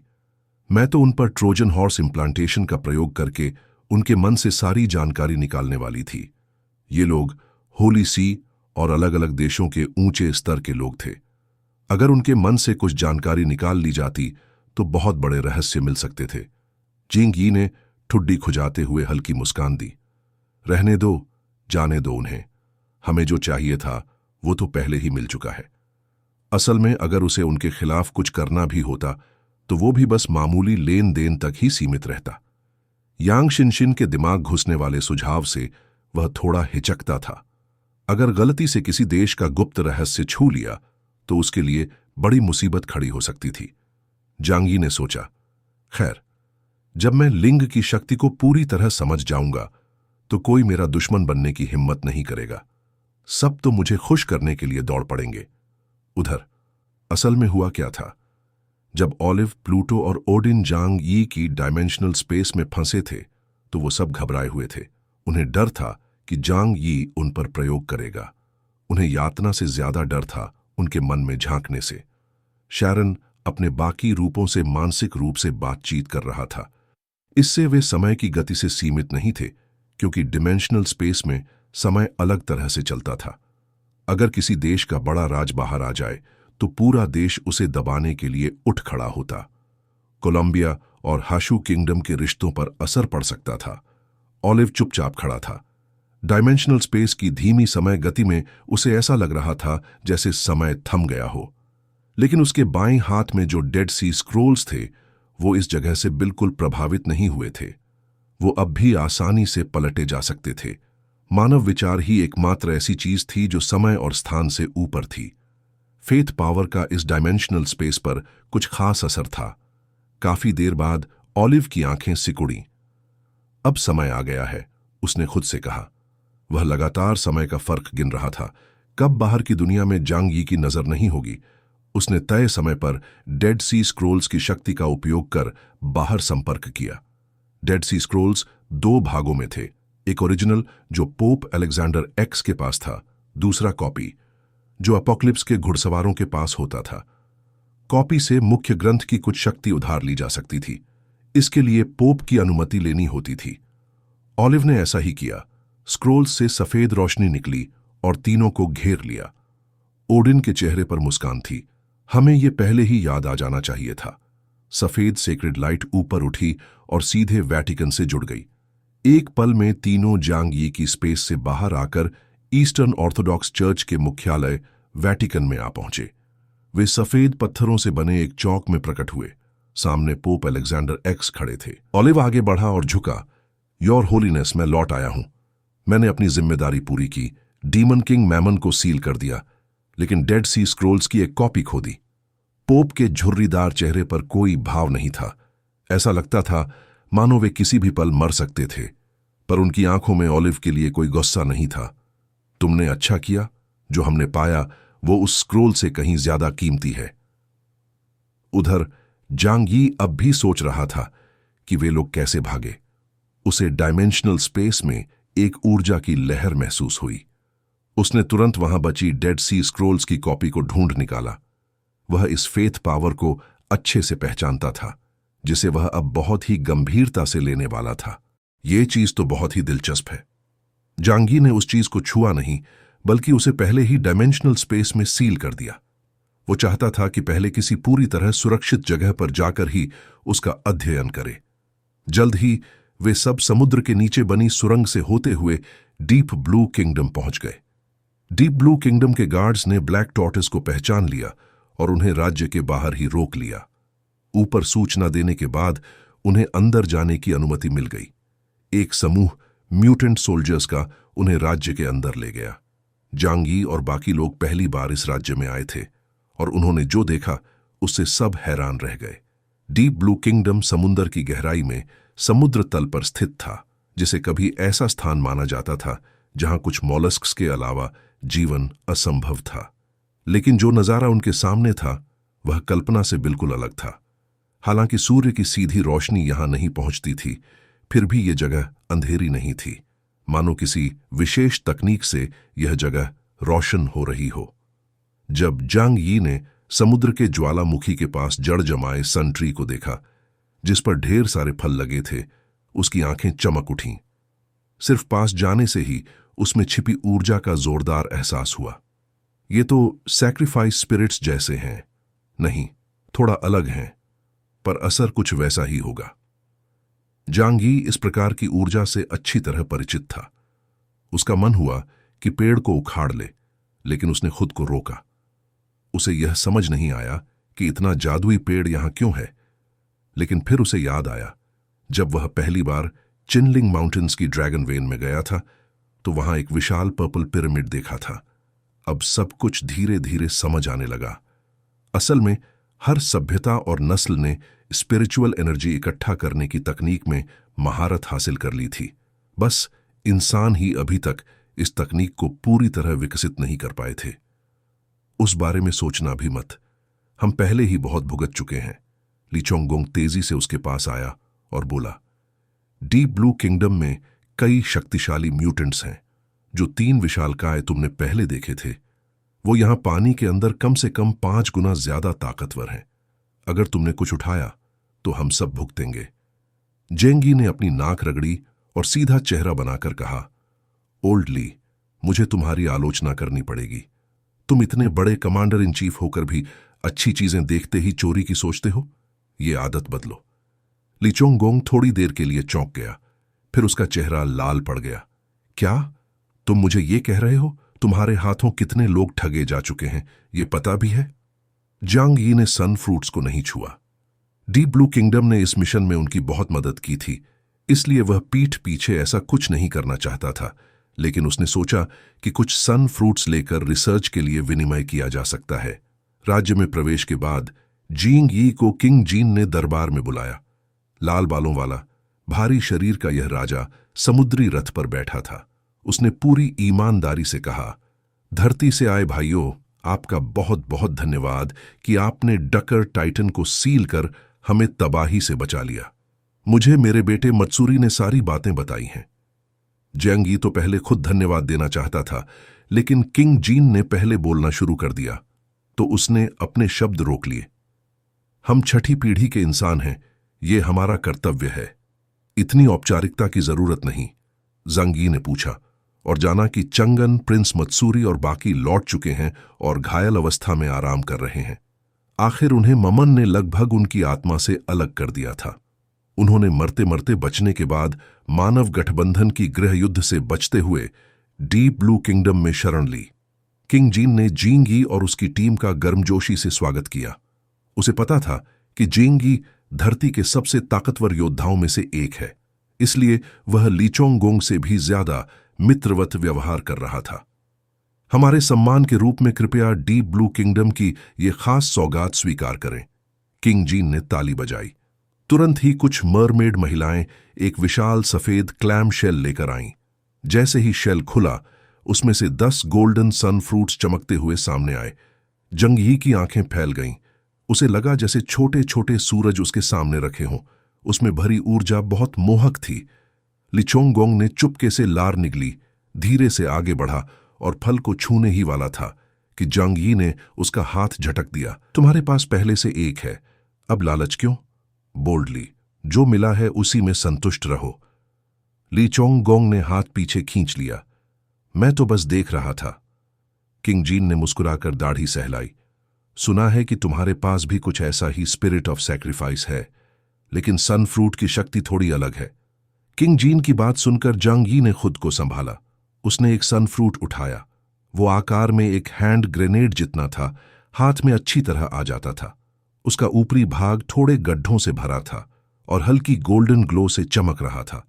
लेकिन जांग यी समझ गया, यह स्पिरिट ऑफ सैक्रिफाइस नहीं है, बस थोड़ी समानता है। किंग जीन ने बताया, सन फ्रूट की 90% ऊर्जा अंडर सी वॉल्केनोज से आती है, बाकी थोड़ा बहुत स्पिरिचुअल एनर्जी से। जब डीप ब्लू किंगडम के लोग मरते हैं तो उन्हें सन गॉड ट्री के नीचे समुद्री समाधि दी जाती है और उनकी आत्मा की ऊर्जा से ये फल उगते हैं। अब जांग यी को साफ समझ आ गया, सन फ्रूट एक एनर्जी सोर्स जैसा था। ये दूसरों की ताकत बढ़ाने में मदद कर सकता था, लेकिन स्पिरिट ऑफ सैक्रिफाइस जितना शक्तिशाली नहीं था। लाई चोंग गोंग, वर्मिलियन बर्ड जैसे लोगों के लिए यह बहुत उपयोगी था, पर जांग यी के लिए इसका असर मामूली था। ये किसी को डेल्टा से एप्सिलॉन में पहुंचाने वाला ब्रेक थ्रू नहीं दे सकता था, बस थोड़ी मदद कर सकता था। एक तरह से ये वीकेंड गॉड सोर्स जैसा था, लेकिन इसकी ऊर्जा बहुत ज्यादा थी। जांग यी का मन लिंग की मानवीय शरीर वाली योजना की ओर गया। उसके लिए बहुत ऊर्जा चाहिए थी और वो अभी तक नहीं मिल रही थी। अब जैसे उसकी परेशानी सामने ही हल होती नजर आई। जांग यी ने तुरंत किंग जीन को धन्यवाद दिया। योर मेजेस्टी, ये फल एक खास एनर्जी सोर्स है। अभी हमें एनर्जी की बहुत जरूरत है। क्या ऐसा कोई तरीका है जिससे हम और सन फ्रूट्स एक्सचेंज कर सकें? जिंगी ने दिल से कहा। किंग जीन ने सुना और थोड़ी देर सोचकर बोले, सन गॉड ट्री हमारे डीप ब्लू किंगडम की फाउंडेशन है। इसके फल धीरे धीरे ग्रो होते हैं और साल में बस एक बार आते हैं। सन फ्रूट बहुत कीमती है। अगर आपने हमारी इतनी मदद न की होती तो हम आपको ये भी ना देते। मैं और देने से मना नहीं कर रहा हूं, पर किंगडम को भी एनर्जी की जरूरत है। यह सुनकर जांगी को कुछ समझ नहीं आया कि क्या बोले। यंग शिंगशिन ने धीरे से जांगी से कहा, भाई ज्यादा चिंता मत करो। अब हमें पता चल गया है कि एनर्जी का सही सोर्स कहां है, तो फ्यूचर में हम कोई रास्ता निकाल ही लेंगे। जांगी ने सिर हिलाया। वो सही कह रही थी। अब वो वापस जाकर पहले लू कैरन से लिंग के ह्यूमन बॉडी की अच्छे से रिसर्च करवाएगा कि उसे रिचार्ज कैसे किया जाए, फिर एनर्जी पाने का तरीका सोचेगा। अब जब डीप ब्लू किंगडम से उनका कनेक्शन बन गया था, तो फ्यूचर में एक्सचेंज करना पॉसिबल हो सकता था। बस सामने वाले की जरूरत को पूरा करना होगा। जांगी अभी डीप ब्लू किंगडम में ही रुका रहा। उसका मिशन पूरा हो चुका था और वो नहीं चाहता था कि होली सी या बाकी ताकतें बदला लेने के लिए उस पर हमला करें। भले ही चांस कम था, फिर भी सावधानी जरूरी थी। इसलिए उसने पहले खुद को पूरी तरह सही कंडीशन में लाने का प्लान किया। साथ ही वो इस सुंदर समुंदर के नीचे बसे विशाल किंगडम को और अच्छे से देखना और किंग जीन से ओशन की हिस्ट्री जानना चाहता था। डीप ब्लू किंगडम के लोग बहुत खुशमिजाज और फ्रेंडली थे, जैसे कि उनकी जिंदगी में कोई टेंशन ही नहीं थी। जांगी को किंग जीन से पता चला कि डीप ब्लू किंगडम की टोटल पॉपुलेशन सिर्फ 3 मिलियन थी और यह संख्या हजारों सालों से ज्यादा नहीं बदली थी। यह सुनकर जांगी हैरान हुआ। क्या सभी जीवों में रिप्रोडक्शन की इंस्टिंक्ट नहीं होती? नॉर्मली तो कोई भी सिविलाइजेशन ऊपर उठने से पहले पॉपुलेशन बढ़ाती है ताकि काम करने वाले लोग बढ़े और वॉर जैसी सिचुएशंस से निपटा जा सके। किंग जीन जोर से हंसे और बोले, हमारे यहां हजारों सालों से शायद ही कोई युद्ध हुआ हो। यहां रिसोर्सेज की कोई कमी नहीं है। ओशन अपने आप में एक ट्रेजर है। सबसे आलसी इंसान भी यहां भूखा नहीं मरता। जब लोगों की खाने पीने की जरूरतें पूरी हो जाती हैं, तो फिर कौन किसी से लड़ना चाहेगा? जिंगी ने डीप ब्लू किंगडम के लोगों को देखा। वो तैर रहे थे, मछली पकड़ रहे थे, फार्मिंग कर रहे थे और बहुत आरामदायक जिंदगी जी रहे थे। उसने गहरी सांस ली और मामन की दुनिया की याद आई। जमीन पर इंसान जिस हालत में जीते थे, उसके मुकाबले ये जगह सच में स्वर्ग जैसी लग रही थी। जांगी ने सोचा और किंग जीन से कहा, काश हमारी जमीन भी ऐसी होती। शायद तब दुनिया इतनी जल्दी खत्म ना होती। किंग जीन ने अपनी दाढ़ी सहलाई, सिर झुकाया और थोड़ी देर सोचकर बोले, सच कहूं तो हम मेयर फोल्क असल में आप लैंड ड्वेलर्स की ही एक शाखा हैं। एंजल्स ने हमें ड्रेयर टाइटन्स पर नजर रखने के लिए गाइड किया था, लेकिन सच ये है कि आप लोग यानी लैंड ड्वेलर्स ही क्रिएटर की असली इच्छा थे। जांगी की भौहें सिकुड़ गईं। हम जैसे लोग, लेकिन 2 और 11th सेंचुरी के एडवांस्ड समय में भी इंसानों की दुनिया में युद्ध और लड़ाई ही चल रही थी। इंसान तो नेचुरली ईविल की तरफ झुकते हैं। किंग जीन ने जिंगी की एक्सप्रेशन देखी और बोले, मैंने एक बार मारोल्क ट्राइब की एंशंट किताब में कुछ पढ़ा था जो हमारे पूर्वजों के विचारों से जुड़ा था। जंगी ने सिर उठाया। ओह, क्या कोई इंटरेस्टिंग प्रोवर्ब था? किंग जीन ने जांगी की तरफ देखा और हल्के से मुस्कुराए। मेहमान जी, उम्मीद है आप नाराज नहीं होंगे, तभी मैं शांति से कह सकता हूं। जंगी को थोड़ा अजीब लगा, पर उसने कंधे उचकाए। ऑफ कोर्स, जब तक वो बात मेरे ऊपर डायरेक्टली नहीं है मुझे फर्क नहीं पड़ता। सच कहूं तो मुझे भी ह्यूमन रेस उतनी पसंद नहीं है। हाँ हाँ। जांगी की बात सुनकर किंग जीन हंस पड़े। असल में मरोल क्लैन कभी कभी समुंदर से ऊपर जाता था और लैंड पर इंसानों को ऑब्जर्व करता था। हमने देखा कि इंसान लालची, आलसी, गुस्सैल और सेल्फिश होते हैं। उनमें हर तरह की बुराइयां हैं। सालों से वे एक दूसरे से लड़ते रहे हैं। इससे उनकी सिविलाइजेशन आगे बढ़ने के बजाय पीछे चली गई। हमारे पूर्वज इससे बहुत निराश हुए। फिर उन्होंने सोचा और एक थ्योरी बनाई। शायद 6th जनरेशन के ह्यूमंस में ड्रगर जीन्स हैं। यह सुनकर जांगी को झटका लगा। उसकी आंखें चौड़ी हो गईं और पुतलियां सिकुड़ गईं। 6th जनरेशन ह्यूमंस के अंदर ड्रगर जीन्स हैं? यह आप कैसे कह सकते हैं? किंग जीन ने अपनी ठुड्डी पर हाथ रखा और बोले, हिस्टोरिकल रिकॉर्ड्स के अनुसार क्रिएटर ने तीसरी जनरेशन के डकर्स को इसलिए बनाया ताकि उनमें जीने की जबरदस्त इच्छा हो और वो हमेशा सरवाइव कर सकें, ऑब्जर्वर बनने के लिए। दूसरी जनरेशन की ईहेन ट्राइब में ये इच्छा नहीं थी, इसलिए क्रिएटर ने डकर्स बनाए। और डकर्स की सबसे बड़ी खासियत थी स्ट्रॉन्ग डिजायर। अब अगर आप लैंड ड्वेलर्स को देखो तो आपकी डिजायर्स तो डकर्स से भी ज्यादा लगती हैं। जांगी ने गहरी सांस ली। लेकिन फिर यह बात समझ में नहीं आती। अगर क्रिएटर को डकर से नफरत थी और वो उन्हें खत्म करना चाहता था, तो उसने 6th जनरेशन के इंसानों को इतनी ज्यादा डिजायर्स के साथ क्यों बनाया? किंग जीन मुस्कुराए। मैं बस अनुमान लगा रहा हूं। सच में क्रिएटर के मन में क्या था, ये कौन जान सकता है? वो तो एक हाई डिमेंशनल बीइंग है। वो हमारे जैसे प्राणियों को पूरी तरह समझ नहीं सकता। बस स्पिरिट्स के ईथर में लौटने से कुछ फ्रैगमेंट्स मिलते हैं। वैसे ही हम भी उसके विचारों को पूरी तरह नहीं समझ सकते। पर हां, इंसान बहुत फ्रैजाइल है। चाहे आपकी इंटेलिजेंस कितनी भी ज्यादा हो, चाहे डिजायर्स कितनी भी डीप हो, आप बहुत कमजोर हैं। किंग जीन ने सिर झुकाकर सोचा, पर अंत में कोई भी ठीक एक्सप्लेनेशन नहीं निकाल पाया। मैं भी नहीं समझ पा रहा हूं। शायद क्रिएटर ने डकर्स का एक कमजोर वर्जन बनाना चाहा। आखिरकार डकर्स के धोखे के बाद क्रिएटर ने समझ लिया होगा कि इंसानों को ज्यादा पावरफुल नहीं बनाना चाहिए, वरना वो भी उसके कंट्रोल से बाहर हो जाते। यांग शिंगशिन ने भी ये बातें सुनी और उनके मन में बहुत से विचार चलने लगे। जांग यी ने अभी यांग शिनशिन से इस पर चर्चा करने की जल्दी नहीं की, बल्कि पहले एक और सवाल पूछा। ठीक है, एक और बात पूछनी है। जब हम वीक वाटर एबिस में थे, तो क्या आपको उस ओशन रेस के बारे में कुछ पता था जिनसे हम मिले थे? तुम अटलांटिस वालों की बात कर रहे हो? किंग जीन बोले। वे हमसे भी पुराने हैं। हमारे बीच एक पूरा कॉन्टिनेंट है। हम एक दूसरे के अस्तित्व को जानते हैं, पर बहुत कम कांटेक्ट किया है ताकि युद्ध ना हो। पर मुझे शक है कि वो भी किसी सील्ड जगह की रखवाली कर रहे हैं, जैसे हम कर रहे हैं।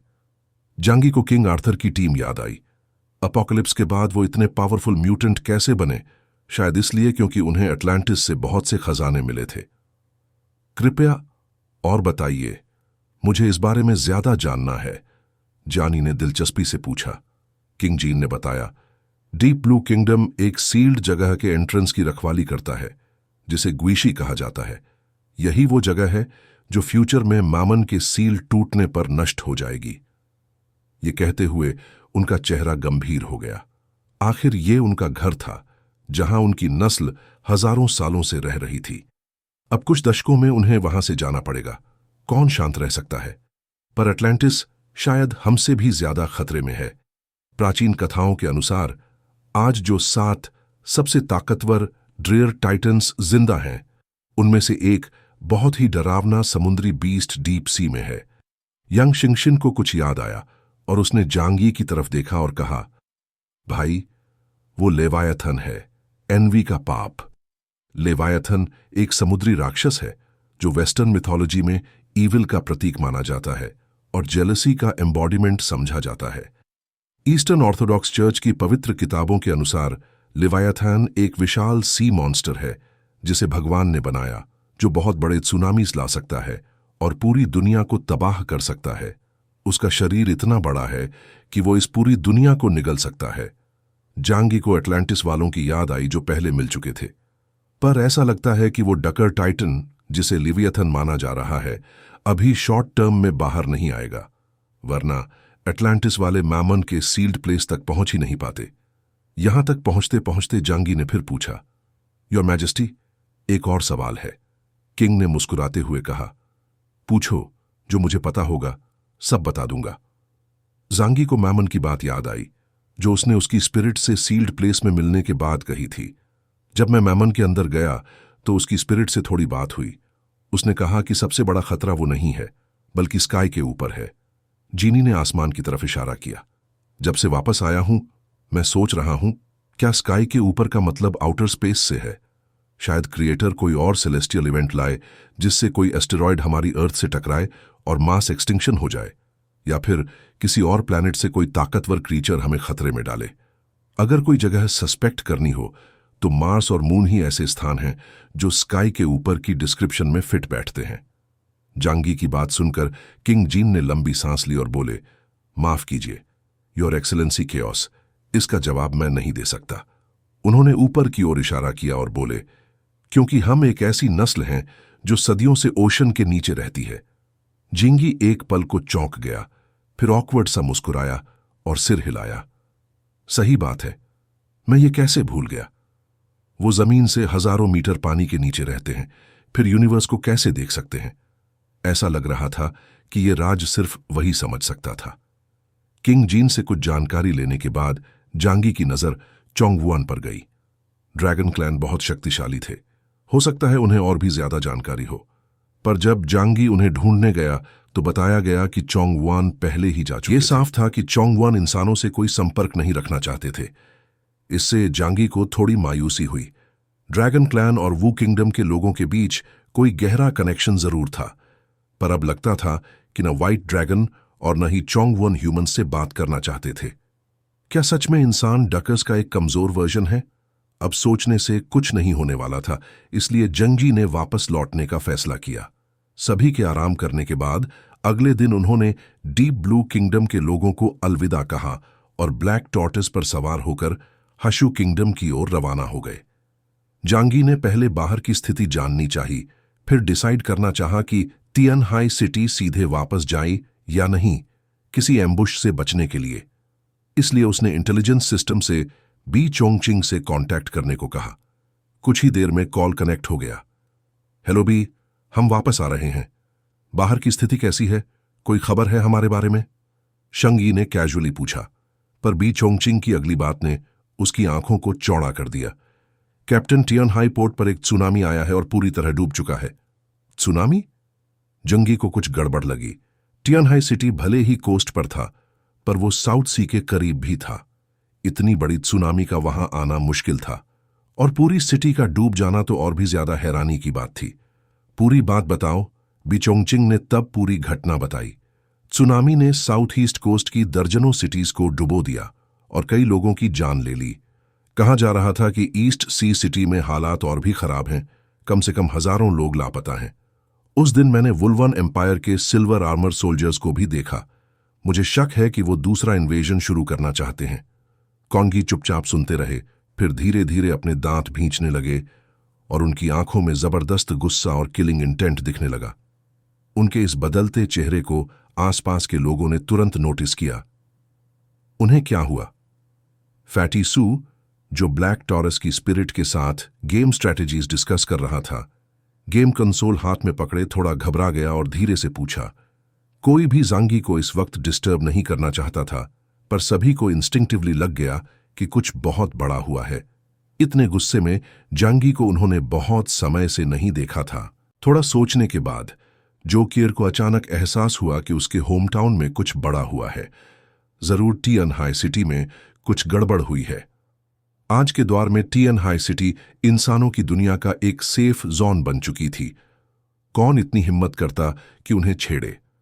इसीलिए जांग यी जब बाहर गया था तो अपने सारे बेस्ट लोग साथ लाया और यहां तक कि टोनहाई फोर्ट्रेस भी लेकर गया। उसे कभी लगा ही नहीं था कि कोई उसके एरिया पर अटैक करने की सोच भी सकता है। जांग यी का चेहरा अब डरावना और काला हो चुका था। तियानहाई सिटी में कितना नुकसान हुआ है? कितने लोग मारे गए? वॉल शैडो ट्रूप तो ठीक है ना? बीली चोंगचिंग ने पूरी सच्चाई बताई। आपकी लीडरशिप में हमने एक बहुत बड़ी अंडरग्राउंड फैसिलिटी बनाई थी। जब सुनामी आया, हमने जितने ज्यादा लोगों को बचा सके वहां शिफ्ट किया, लेकिन फिर भी लगभग 5,000 लोग मिसिंग हैं। अब जब पानी उतर गया है तो सिर्फ कुछ ही बॉडी मिली हैं। ज्यादातर को समंदर बहा ले गया होगा। जांगी ने गुस्से से दांत भींचे। वुल्वान एम्पायर, एक एक शब्द याद रहेगा। ये सुनामी कब आया था? ली चोंगचिंग बोला। 3 दिन पहले। शांगी को सब समझ आ गया। 3 दिन पहले ही उसने पोकोंग को मारा था और 6 सिल्वर आर्मर जनरल्स को पकड़कर यांग शिनशिन के कंट्रोल में दिया था। अब भी वो सब जिंदा थे, लेकिन जानी उन्हें लौटते ही मारने वाला था। मतलब पोकोंग की मौत से ही ये सब शुरू हुआ होगा। वुल्वान एम्पायर को सब पता चल गया और अब उन्होंने बदला लिया है। अब दोनों के बीच दुश्मनी पक्की हो चुकी थी। एक ब्लैक बिशप लेवल म्यूटेंट और 6 जनरल्स की मौत वुल्वान एम्पायर के लिए बहुत बड़ी बात थी। जांगी ने अपना माथा मसला और खुद को शांत करने की कोशिश की। बाय, मुझे तियानहाई सिटी की पूरी स्थिति बताओ और पूरे हाशु किंगडम का क्या रिएक्शन है। क्या विदेशों में कोई मूवमेंट है, खासकर मूरो और कोलंबिया के म्यूटेंट्स और होली सी के लोग? बी चोंगचिंग बोला। वुल्वान एम्पायर ने सिर्फ समंदर से हमला किया, वो जमीन पर नहीं आए। उन्होंने हमारी रेस्क्यू शिप्स को भी डुबो दिया। शिंगचिंग रीजन और नॉर्थ ईस्ट रीजन की सब बर्बाद हो गईं, कॉन्जी ने कहा। इसका मतलब वो अभी भी चिनलिंग माउंटेन के ड्रैगन क्लैन से डरते हैं। ये अच्छा है, इसका मतलब अभी खतरा बढ़ेगा नहीं। बी चोंगचिंग बोला। बाकी सारे रीजन ने मदद भेजी है, लेकिन हमने सिर्फ उनकी सप्लाई एक्सेप्ट की। किसी को तियानहाई सिटी के रीबिल्ड में घुसने नहीं दिया। जांगी ने सर हिलाया। बी चोंगचिंग ने सही किया था। वो जानता था कि जांगी को प्राइवेसी कितनी जरूरी है। विदेशों से कोई खबर नहीं है। जांगी ने कॉल बंद किया और टीम की तरफ मुड़ा। वुल्वान एम्पायर ने फिर से हमला किया है, इस बार सुनामी से, जिससे दर्जनों कोस्टल शहर बह गए और हजारों लोग मारे गए। वो वर्मिलियन बर्ड और ब्लैक टॉर्टस की तरफ मुड़ा। ईस्ट सी सिटी भी डूब गया है। दोनों के चेहरे एकदम बदल गए। सिर्फ आधा साल हुआ था रीबिल्डिंग को, अब फिर से सब बर्बाद। ये वुल्वान एम्पायर वाले हद पार कर रहे हैं। ब्लैक टॉरस की बॉडी समंदर के अंदर थी, लेकिन अंदर का न्यूक्लियर रिएक्टर फुल स्पीड पर चलने लगा। मैं अभी ईस्ट सी सिटी लौटता हूं। ब्लैक टॉर्टस, रुको, हम सीधे वापसी नहीं कर सकते। पहले सदर्न सी पहुंचो, वहां से मैं तुम्हें लैंड के रास्ते ले जाऊंगा। लेकिन कैओस, अगर मैं लेट हुआ तो ईस्ट सी रीजन तबाह हो जाएगा। जांगी ने गहरी सांस ली। वुल्वान एम्पायर ने हमें चौंकाने के लिए हमला किया है। अब वो समंदर में हमारी राह देख रहे हैं। अगर हम ऐसे गए तो सीधे जाल में फंसेंगे, पर बदला, मैं तो सीधे लड़ने को तैयार हूं। ब्लैक टॉर्टस, जांगी ने उसका कंधा पकड़ा। कैसे लड़ोगे? तुम्हारे पास एक भी बिशप लेवल नहीं है, दिमाग लगाओ। ये सुनकर दोनों चुप हो गए। उनके पास साहस था, ताकत नहीं। केओस, अब सब तुम्हारे भरोसे हैं, कॉन्जी बोला। चलो पहले वापसी करते हैं, लेकिन याद रखना, मैं ये सब भूलने वाला नहीं हूं। वुल्वान एम्पायर, मैं तुम्हें 100 गुना नहीं 1000 गुना लौट आऊंगा। तुमने 5000 लोगों की जान ली, पूरा समुंदर बहा दिया। अब तुम्हें पूरे एम्पायर और उसके हर एक प्राणी की जान से इसकी कीमत चुकानी होगी। जिन्हें शाई को सही से जानते थे, उन्हें पता था अब ये वाकई गुस्से में है। शोकार और अंकल यू जानते थे, जांगी जो कहता है वो करता है। कई साल पहले भी अपॉक्लिप्स की शुरुआत में उसने अकेले एक पूरा इलाका खत्म कर दिया था। वुल्वन एम्पायर, तुमने गलत इंसान को छेड़ दिया है। जौकियर ने सिर हिलाया। उसे अब एक बहुत बड़ा युद्ध आता दिख रहा था, ऐसा युद्ध जो एक पूरे देश को मिटा देगा। ब्लैक टॉर्टस ने जांगी की बात मानी और समंदर की सतह की तरफ बढ़ा। जब सब ऊपर पहुंचे, जांगी ने सभी को अपनी शैडो में लिया और सीधा रास्ता न लेते हुए एक लंबा चक्कर काटा। इस बार वे मिडल ईस्ट के ऊपर से गुजरे, जो कि सैलाडीन की टेरिटरी थी। अध्याय 2080। मैं लौट आया हूं। जांगी ने सैलाडीन को उसके इलाके में वापस भेजा। जाने से पहले उसने कहा, मैं कभी नहीं भूलूंगा कि तुम शुरू से मेरे साथ खड़े थे, और मैं, केओस, इसे कभी नहीं भूलूंगा। अगर ईस्टर्न ऑर्थोडॉक्स चर्च तुम्हें निशाना बनाना चाहे तो मैं तुम्हारी मदद करूंगा। सैलाडीन मुस्कुराया और सिर हिलाया। आपका सम्मान, केओस। मैं आपकी बहादुरी और युद्ध कौशल की सराहना करता हूं, लेकिन यह मत भूलिए कि मैं, सैलाडीन, इस जमीन पर कोई कमजोर व्यक्ति नहीं हूं। अगर ईस्टर्न ऑर्थोडॉक्स चर्च या नॉर्डिक्स मुझसे टकराना चाहेंगे तो वे जरूर अपना खून जमीन पर बहते देखेंगे। तभी जंगी को याद आया कि हेवनली सेक्ट के भी यहां बहुत अनुयायी हैं। सलादिन को वास्तव में किसी से डरने की जरूरत नहीं थी। ठीक है, अब मैं घर जाकर कुछ जरूरी बातें निपटाऊंगा, हम फिर मिलेंगे। जांगी ने इतना कहकर बिना रुके टॉन हाई सिटी की ओर दौड़ लगा दी। रास्ते में उसने बड़े जिलों के प्रमुखों को संदेश भेजना शुरू किया, यह पूछने के लिए कि वर्तमान हालात कैसे हैं। पता चला कि जब बी चोंगचिंग ने उनसे संपर्क किया था तो उसने कहा कि जंगी बहुत जरूरी काम में व्यस्त है, इसलिए उन्हें परेशान न किया जाए। अब जब जंगी लौट आया था तो सबने तुरंत जवाब दिया। ईस्ट सी और जंगनान क्षेत्र इस घटना से सबसे ज्यादा प्रभावित हुए थे। बाकी क्षेत्रों को इसके बारे में ज्यादा जानकारी नहीं थी। पहले तो उन्हें डर था कि वुल्वान एम्पायर फिर से युद्ध शुरू करेगा, लेकिन जब देखा कि अशांति केवल तटीय क्षेत्रों में है तो वे थोड़े शांत हो गए। साउथ वेस्ट क्षेत्र में जुगो और लुआ ने जंगी से पूछा कि क्या उन्हें किसी सामान की जरूरत है।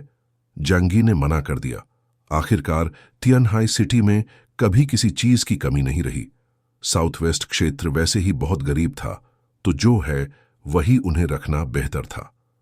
शिंगजिंग क्षेत्र के लिए उसने मंग युअनजुन और शांग डावान से संपर्क किया कि वे क्या सोचते हैं। दोनों वुल्वन एम्पायर को लेकर चिंतित थे और मानते थे कि दोनों पक्षों में युद्ध अब निश्चित है। साथ ही ईस्ट सी की नाकाबंदी ने हशु किंगडम के समुद्र पर जाने की शक्ति को रोक दिया था, जिससे बड़ा असर पड़ा था। जांगनान क्षेत्र की ओर से जुआंग का बयान ज्यादा औपचारिक था। उसने कहा कि ब्लिजर्ड सिटी पूरी शक्ति से कांगी की मदद करेगा और दोनों पक्षों के बीच मित्रता बनी रहेगी। इनमें से ज्यादातर बातें औपचारिक थीं और जांगी को फिलहाल इनकी मदद की जरूरत नहीं थी। मुझे पहले वापस जाना होगा और वुल्वान एम्पायर की ताकत समझनी होगी, उसके बाद अगला कदम तय होगा। चंगी ने मुख्य क्षेत्रों को संक्षेप में बधाई दी और फिर लौट आया तियानहाई सिटी। अब तक ज्वार उतर चुका था, लेकिन दूर से उसने एक विशाल कीचड़ भरा मैदान देखा। तियानहाई सिटी पूरी तरह सफेद थी। समुद्र के उतरने के बाद ठंडी हवा ने पूरी जमीन को बर्फ में बदल दिया था, जिससे नीचे की काली मिट्टी दिखाई दे रही थी। सब कुछ मरा हुआ और शांत लग रहा था। तियानहाई सिटी की कई प्रमुख इमारतें पूरी तरह गायब हो चुकी थीं। यह अब एक विश्वस्तरीय शहर नहीं था, बल्कि एक जमी हुई कीचड़ की धरती बन चुकी थी। यह दृश्य देखकर उसके साथियों के चेहरे दुख से भर गए। हमारा घर फिर से बर्बाद हो गया है, आंट जोहाइमे ने सीने पर हाथ रखकर कहा, जिससे सबको और दुख हुआ। अंकल यू ने जल्दी से उन्हें दिलासा दिया, कोई बात नहीं, हम अपना घर फिर से बनाएंगे, हम हार नहीं मानेंगे। फैटी सू ने भी कहा, हां, जब तक हम जिंदा हैं सब ठीक रहेगा। उसने अपनी बाहें चढ़ाकर कहा, चिंता मत करो, हमारी शक्ति से हम जल्द ही बर्फ का शहर बना देंगे। कौंजी ने कई गहरी सांसें ली ताकि वह अपना आपा न खो बैठे। उत्साहित मत हो, उसने खुद को समझाया और फिर इंटेलिजेंट सिस्टम के निर्देश से ट्योन्च हाई फोर्ट्रेस के पुराने स्थान पर पहुंचा। सौभाग्य से वहां उसे इंसानों की गतिविधियों के निशान दिखे। वॉल्ट शैडो ट्रूप इलाके में गश्त कर रहे थे। शाओमी ने जल्दी में उतरने की कोशिश नहीं की। वह समुद्र के किनारे गया और चारों ओर नजर डाली। तटीय इलाके में दुश्मन का कोई निशान नहीं था। आखिरकार वुल्वान एम्पायर की नस्ल अभी ज्यादा समय बाहर नहीं रह सकती। फिर वह वापस लौटा और तियानहाई फोर्ट्रेस को जमीन पर रख दिया। जैसे ही विशाल गोलाकार किला प्रकट हुआ, इलाके में गश्त कर रहे वॉल्ट शैडो ट्रूप के सदस्यों की आंखों में उत्साह चमक उठा। सुप्रीम लौट आए हैं, सुप्रीम लौट आए हैं। उनकी चीखों में जांगी के लिए सच्ची श्रद्धा थी। यह उनके रक्षक के लिए उनकी इज्जत थी। सब तुरंत उसकी ओर दौड़ पड़े और जांगी उन्हें आसमान से बाहर ले गया और धीरे धीरे नीचे उतरा। मैं लौट आया हूं, सब कुछ ठीक है। जांगी की आवाज शांत थी, लेकिन जितना वह शांत रहता उतना ही सबको भरोसा होता था। वॉल्ट शैडो ट्रूप की नजरों में यही सांगी था, सर्वशक्तिमान और निडर। बी चोंगचिंग जल्दी से भागता हुआ आया और भीड़ में कई परिचित चेहरे थे। पुराने साथियों को देखकर जानी को थोड़ी राहत मिली। उसके सबसे ज्यादा शक्तिशाली सैनिक सुरक्षित थे। यह अपने आप में एक राहत थी। वे सब जांगी की तरफ आंसू भरी आंखों से देख रहे थे, उत्साह और थोड़ा दुख भी। जब आपका घर, जिसे आपने मेहनत से बनाया हो, तबाह हो जाए तो कोई शांत नहीं रह सकता।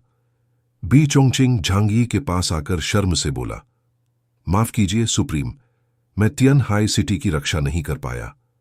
जांगी ने उसका कंधा ठपठपाया और कहा, तुमने बहुत अच्छा किया, खुद को दोष मत दो, अब बाकी मैं संभाल लूंगा। जब वह गया था तो मामुन की शक्ति से डर रहा था, इसलिए उसने अपने सभी शक्तिशाली सेनानी साथ ले लिए थे। एक भी एप्सिलॉन पीछे नहीं छोड़ा।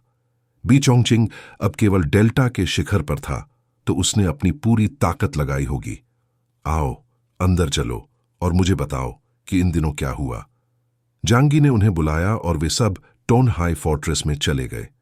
वहां की सुंदर और गर्म जगह में जाते ही सबके दिल का बोझ कुछ हल्का हुआ। बी चोंगचिंग ने जांगी से कहा, सभी कर्मचारी अभी बंकर के अंदर हैं, क्योंकि हमें नहीं पता कि दुश्मन कब फिर से हमला करेगा। आम लोगों को बाहर जाने की अनुमति नहीं है। इमारतें भी फिर से नहीं बनाई गई हैं। जांगी ने सिर हिलाया। तुमने अच्छा किया। सब लोग विला में बैठे और जांगी ने यंगसिया से कहा कि वह उन्हें चाय पिलाए। जब मन खराब हो तो गर्म पेय आत्मा को सुकून देता है। यंगसिया की चाय तो और भी प्रभावी थी, शरीर और मन को आराम देती थी और ऊर्जा भी लौटाती थी। यह एक बेहतरीन टॉनिक था। जांगी ने सभी को बैठाया और कहा कि अब वे उसे सब कुछ विस्तार से बताएं कि बीते कुछ दिनों में क्या क्या हुआ। जांगी को घटनाओं की सामान्य जानकारी पहले ही थी, लेकिन वह सबकी बातें फिर से सुनना चाहता था। पहला कारण यह था कि एक नेता होने के नाते वह अपने अधीनस्थों को ढांढस बंधाना चाहता था, और दूसरा यह कि अगर कहीं कोई जानकारी छूट गई हो तो वह पूरी हो जाए। फिलहाल सुनामी की जानकारी बहुत सीमित थी। वुल्वन एम्पायर ने अपनी चालें छुपाई नहीं थीं। उन्होंने उन पर खुला हमला किया था।